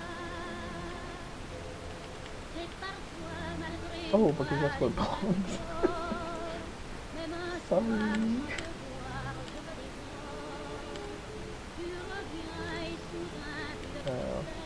Where did you put me? Is it I? I've done this before. Is it O? Yeah, it's O. Okay.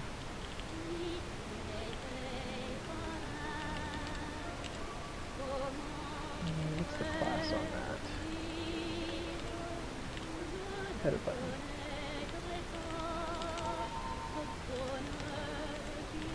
There we go. Go back here. Brilliant. Wait.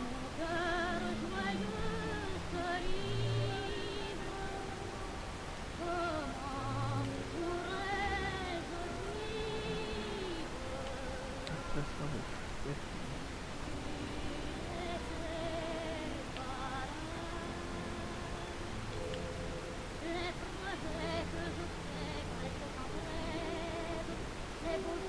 Okay. And that's for the button creation. Okay.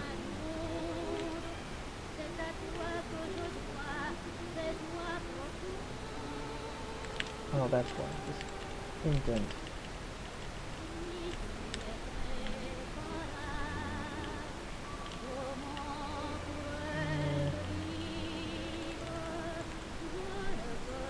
And this would be based off the group flag, which would be set.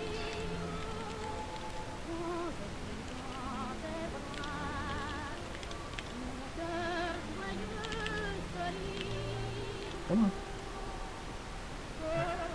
No. Just delete it.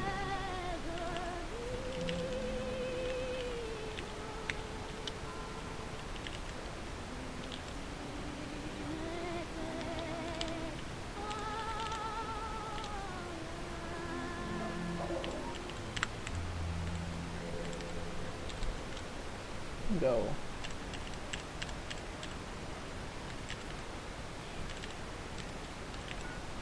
Wait. You're up here, aren't you? Nope, you're not.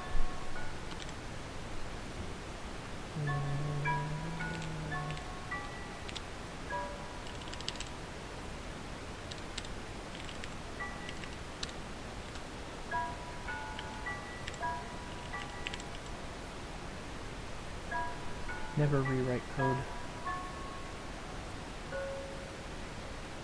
Or, yeah, never rewrite code. Always copy code. You can't make mistakes with in code. If you never... you can't make mistakes in it. You can't make typos in your code if you never type your code. Not, never type your code. You type your code the first time, you know that it works. And after you tested it and confirmed that it works, there we go. After you know that it works, you just copy that, so you don't have to retype anything. But as a programmer, you should strive to type as little as possible.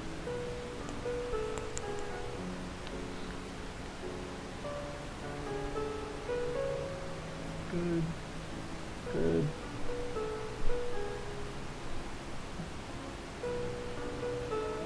There we go.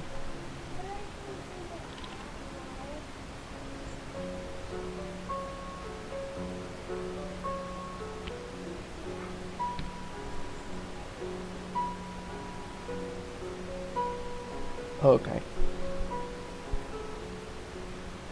I waited too long. The butter started to set in my coffee.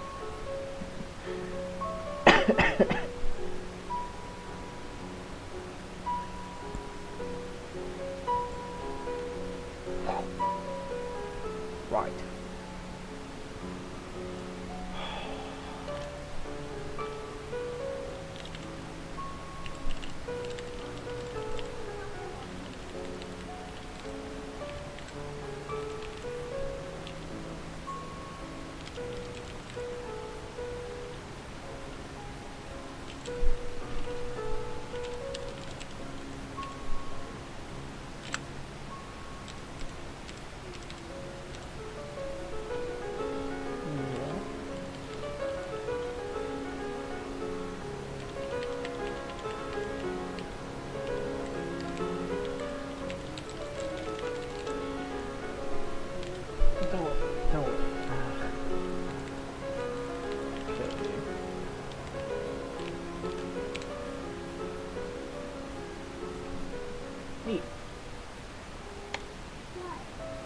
It doesn't go anywhere, but I can still click it. Hey, sweetie.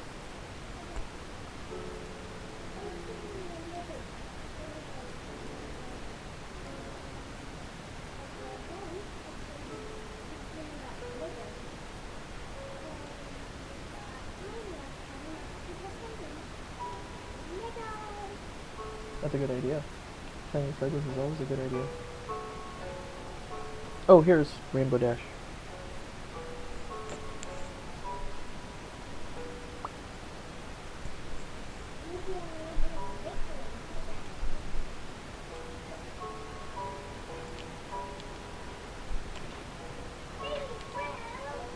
Yeah, let's keep that open.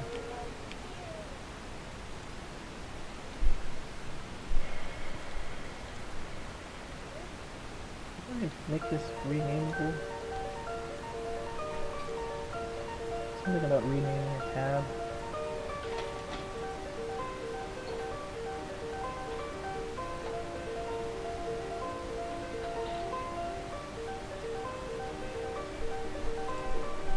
Yeah, look at that.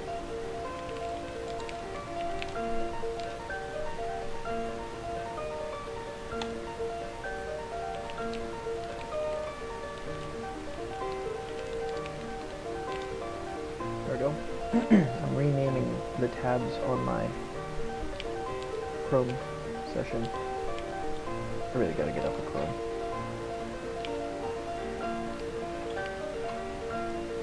All of these useful features. Okay, so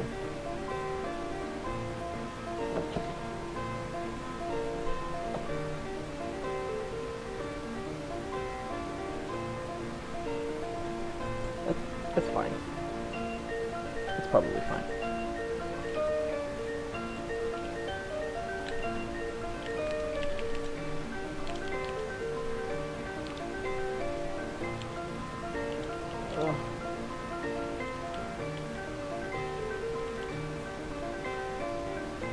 This is a customer box, and it has session limitations because it's just like, it's not a VPS, it's like a virtual terminal, it's like a share. And if enough people connect to the almost myriad email accounts, I lose processes that aren't already running. So I have some Vim stuff in the background that is just dying because it can't run because it can't assign any other PIDs for this user. So it's struggling, but that's how it works. And like I said, it was like, oh, we want it to be perfect, but especially in the customer systems, it's never going to be perfect. And the answer is never buy more, spend more money. Oh, okay. So what will spending more money do? It can make my programmer's life easier. Okay.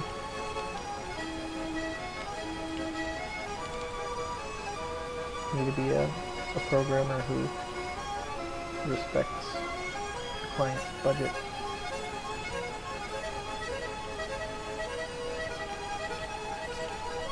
That's weird.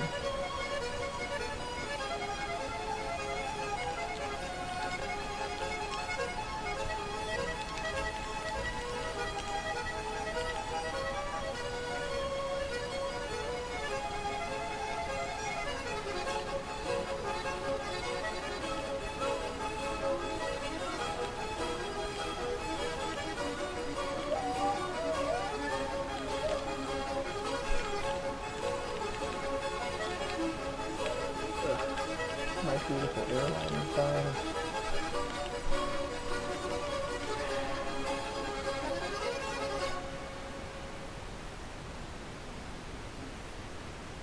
This remote system, I probably could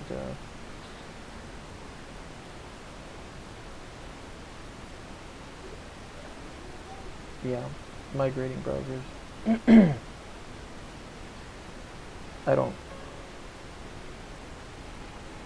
I wouldn't call myself a curmudgeon, but I don't like to change things when I don't have to, because those are the times when you're like working on a deadline and your Firefox updates, the next nightly update, and then everything crashes and you can't use it, and instead of like working on your project, you're working on your browser. You're literally wasting hours on it. If it's easy to roll back, then great, but I don't know. You don't get paid for messing with your browser.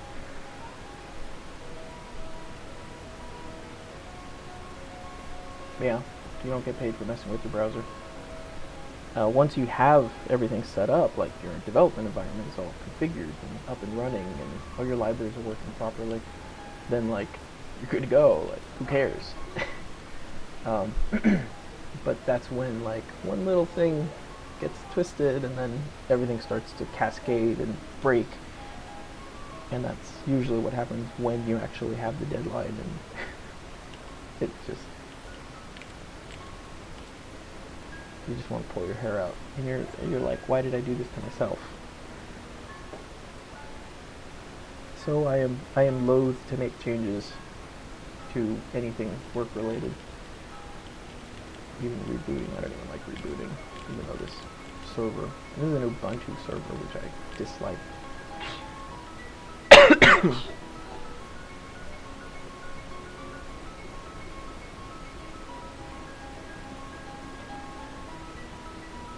Nope.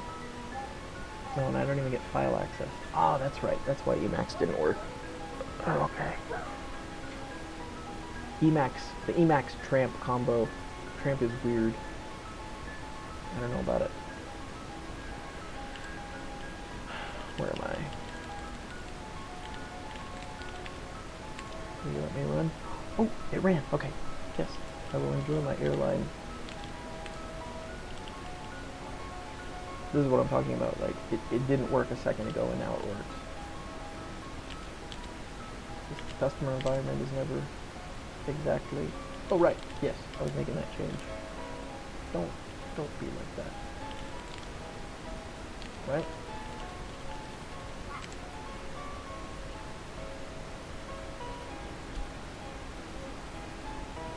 Is this running Syntastic?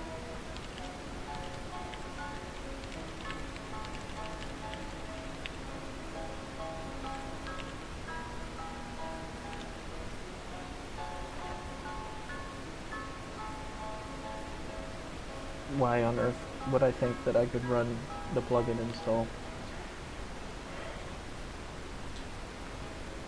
Either way, it is clearly not.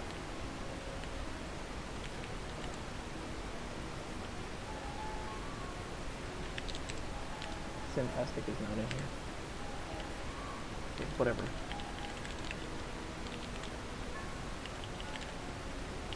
The alternative to doing this work directly on the box is to use something like Tramp or any kind of file back-end for thing to work on it on your local environment. But this is running like an ancient version of cPanel, which I'm sure some of you remember. Your grandparents might have told you about cPanel.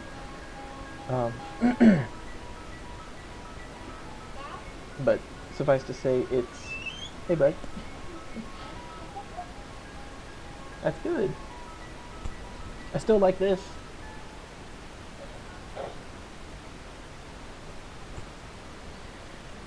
Suffice to say, the customer's environment is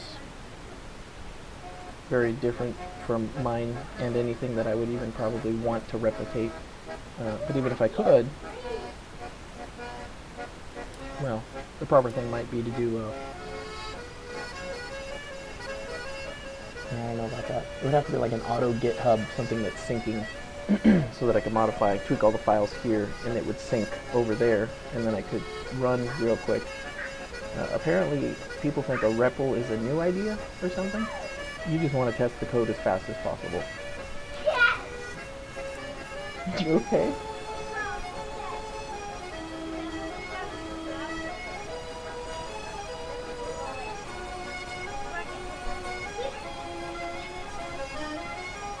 Did you give him some food? Can you give them some food? Guinea pigs like food too.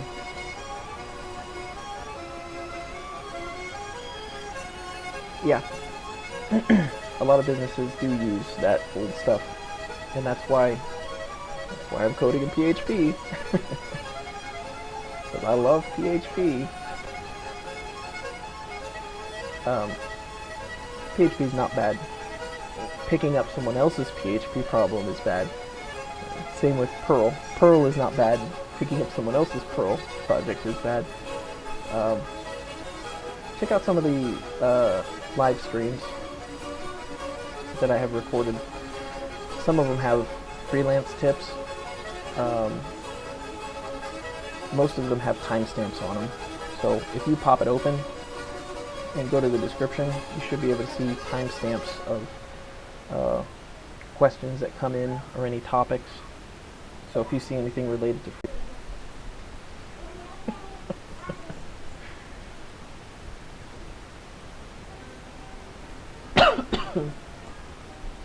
it's 7:30.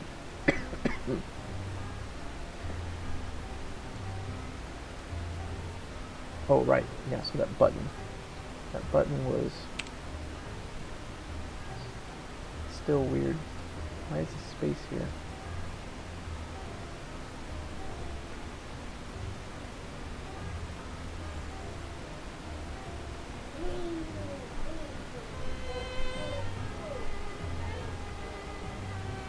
It's just a render problem? Is it padding?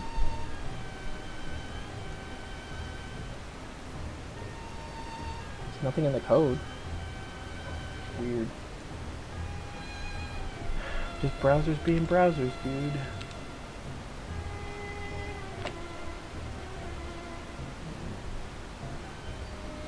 Still doing okay.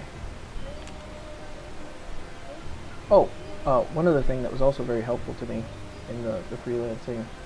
First of all, anything you can do to write code faster and test faster, you know, REPL, that kind of thing, is always going to be good.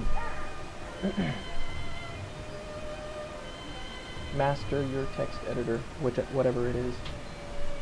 Hey, no kicking.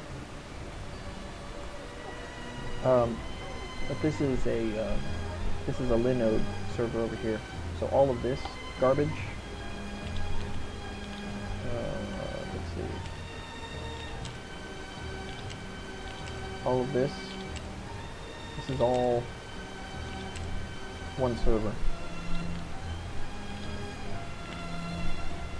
And the server this is a tmux session actually, on my server. So the server is, hey, no jumping. No jumping. Where's your apple? The server is a Linode server. And it is just running tmux and all my services. There's another one over here, I think. Oops. This? Yeah. That's my server. Someone's looking at the keyboards.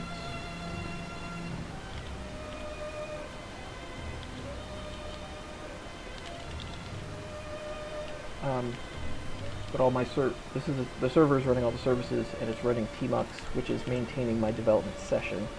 So all my stuff in here, anything I'm testing out, any macros, it's all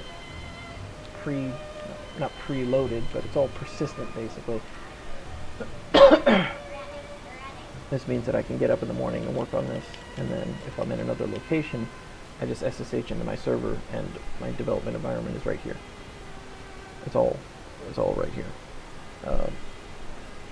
And it's fast, which is important, because I work fast.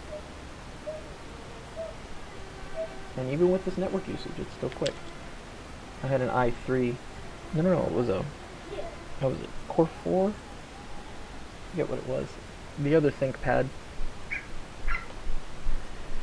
And it would choke when I was running OBS, to the point that SSH wouldn't be fast. I'd have several hundred milliseconds of lag, and it would kick my butt.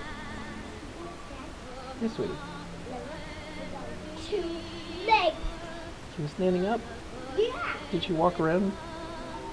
Did she tap dance?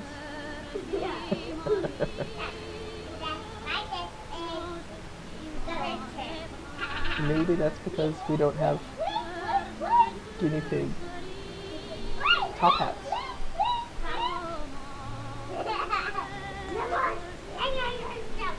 Alright, no, this is just about over. But this is the development environment, and all my files are open and persistent. This is actually my server. But this is a session that I've SSH'd into the customer server, as is, well, you can't see. This one up here, as is this pane down here. This is local down here. But the point is, I maintain this session so that I can come back to it. I don't have to tear everything down and then when I leave and then come back and then build everything back up, which gets super annoying. But then I can keep other things like this going, where no matter where I am, I have my notes.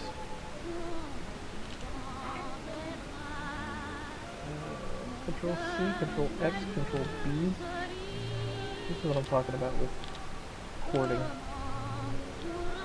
C, X, B. Ridiculous.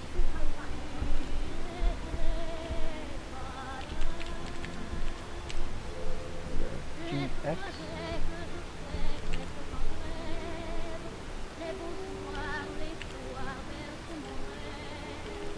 That's weird. Still figuring out my Emacs here. It is not easy.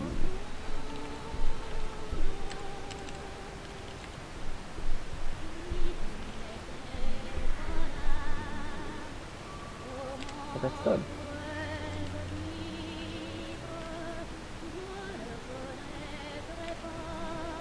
That might also be done. Good.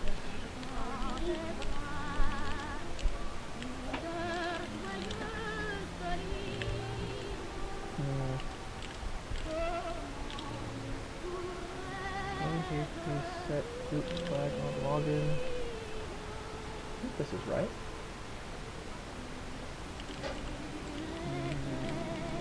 Yes.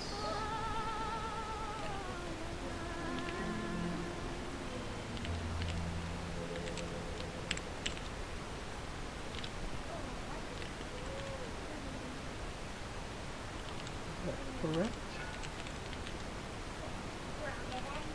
I don't care. Just go.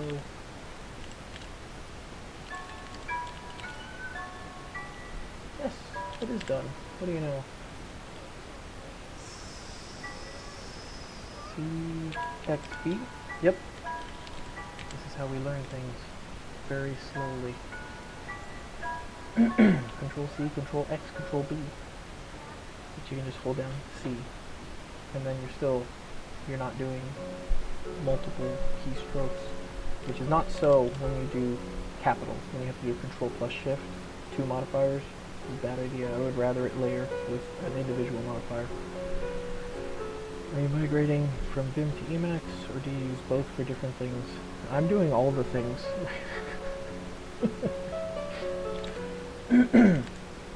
I've been Vimming pretty hardcore for about 5 years at this point. So I got real quick with it, and then I ran into limitations.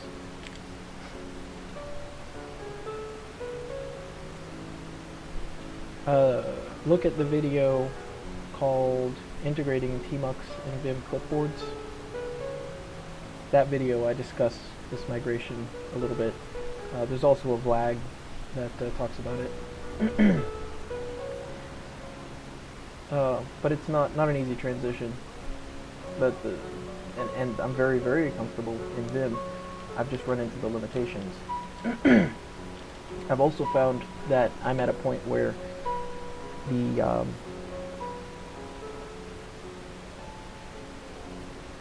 there are certain situations where Emacs does not apply.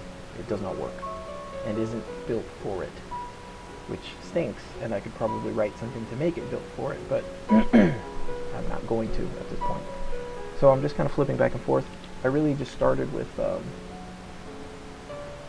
org mode, just using Emacs just for org mode, because org mode really is that useful. But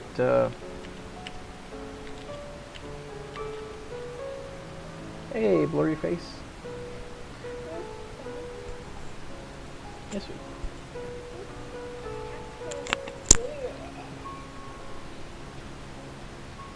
And it looks good. Let's throw it up. Yeah. Good idea.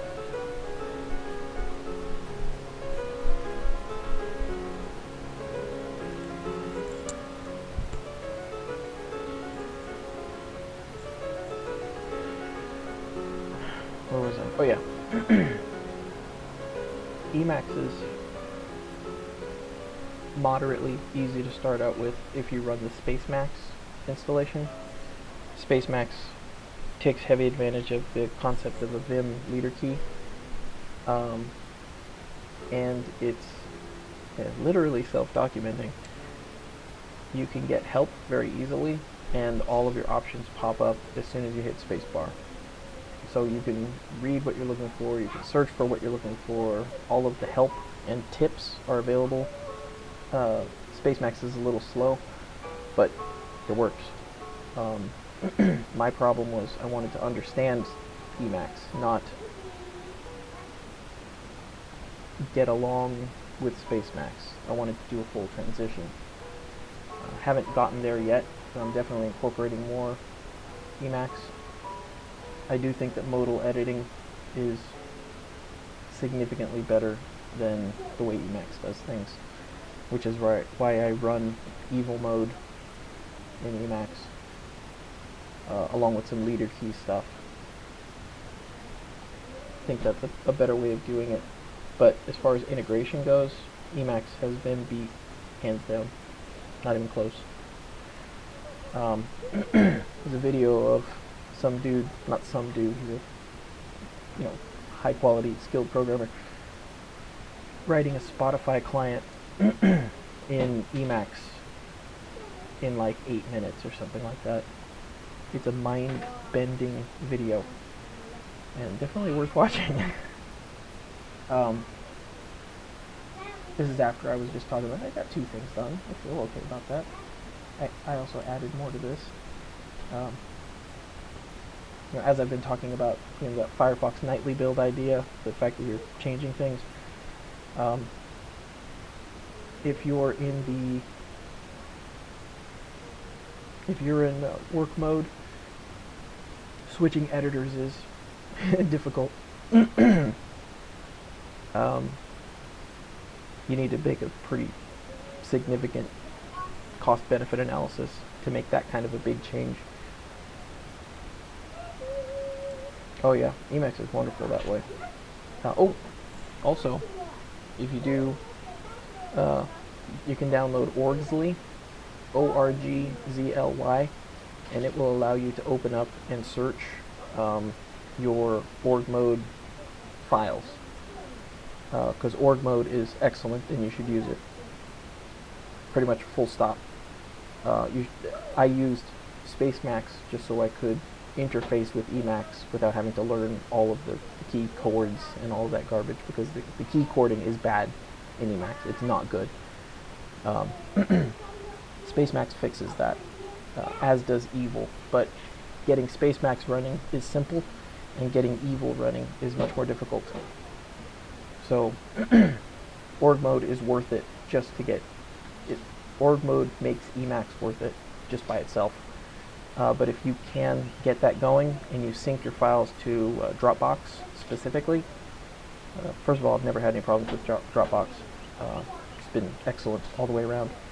But if you're syncing your files with Dropbox, you can use that app on here, Orgzly, to link it to your Dropbox so that you get full access to your org mode on your phone. And if you are good at text editing, you can manage entire projects. I ran migration projects where I was in the field running around hospitals, and I ran it in org mode. I ran it using those flat files. They would send me gigantic Excel files of, with bad formatting, and typos and duplicates and stuff, and I would dump that into Vim first. I would rejigger all the text, get all my alignments right, and then write macros to modify it so that it satisfied the markdown for org mode. And then I just dump that into an org file on my Dropbox. And once it was there, it's on my server, it's on my phone, it's on anything I can SSH from. It's everywhere, and I can make changes here, there, and wherever. And if I'm in the field, I can search for stuff, and I can make little updates. And if I need to make big updates or add things, or run any kind of data analyses on it, it's just a flat file. So, and if ever anything happens to a file format, the software gets DMCA copyright struck or something like that, and they have legal problems and they cancel the software, it's still a flat file, and you can read it however you want to read it. And with Vim and macros, you can convert it. So it's great. Org mode is excellent. Org mode is sufficient reason to learn Emacs. But the key cording and the ergonomics of it is bad enough that you should go with Spacemacs. But I think I've said this before, if I had it to do over again, I would do Emacs.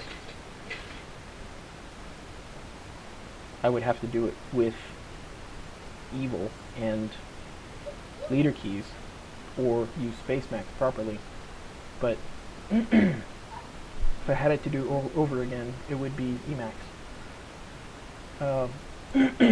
Whether or not my hands would have survived all the cording, though, who knows? Unlikely, I think. But the idea of having everything integrated, this is what I'm doing with my server here. It's running Tmux, and it's running Vim, and it's got Dropbox, and everything's syncing, and it's in the cloud. And it's running my server, or running my web page. It's all there. It's all in one spot, and it's all backed up.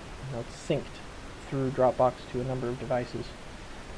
So even if the worst happens, I still can fire up another laptop, and that Dropbox will still be there, as long as I'm connected to the internet and it syncs by deleting everything. I'm probably overdue for a significant backup. Yeah, something like this. This server is $10 a month. It's a Linode minimum everything, really. I haven't even come close to hitting the max. $10 a month, totally worth it. Excellent investment, I could even say.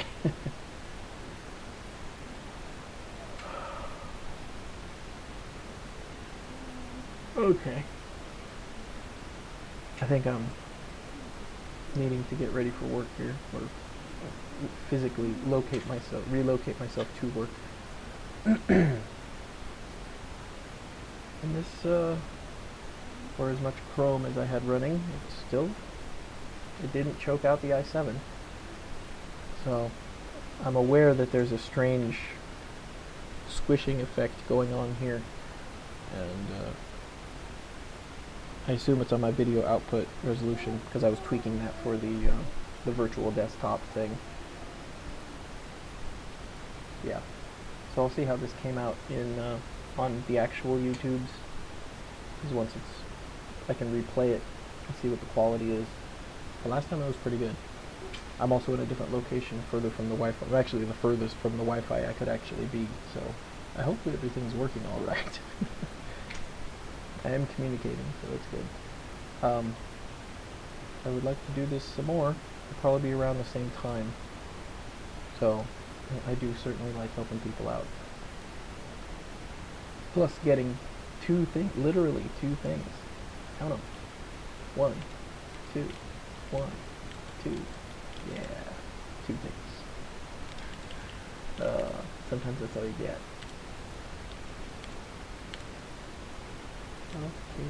Yeah, that's right. Okay, I'll leave that highlighted for later. There you go. Alright. GG. Catch you all later.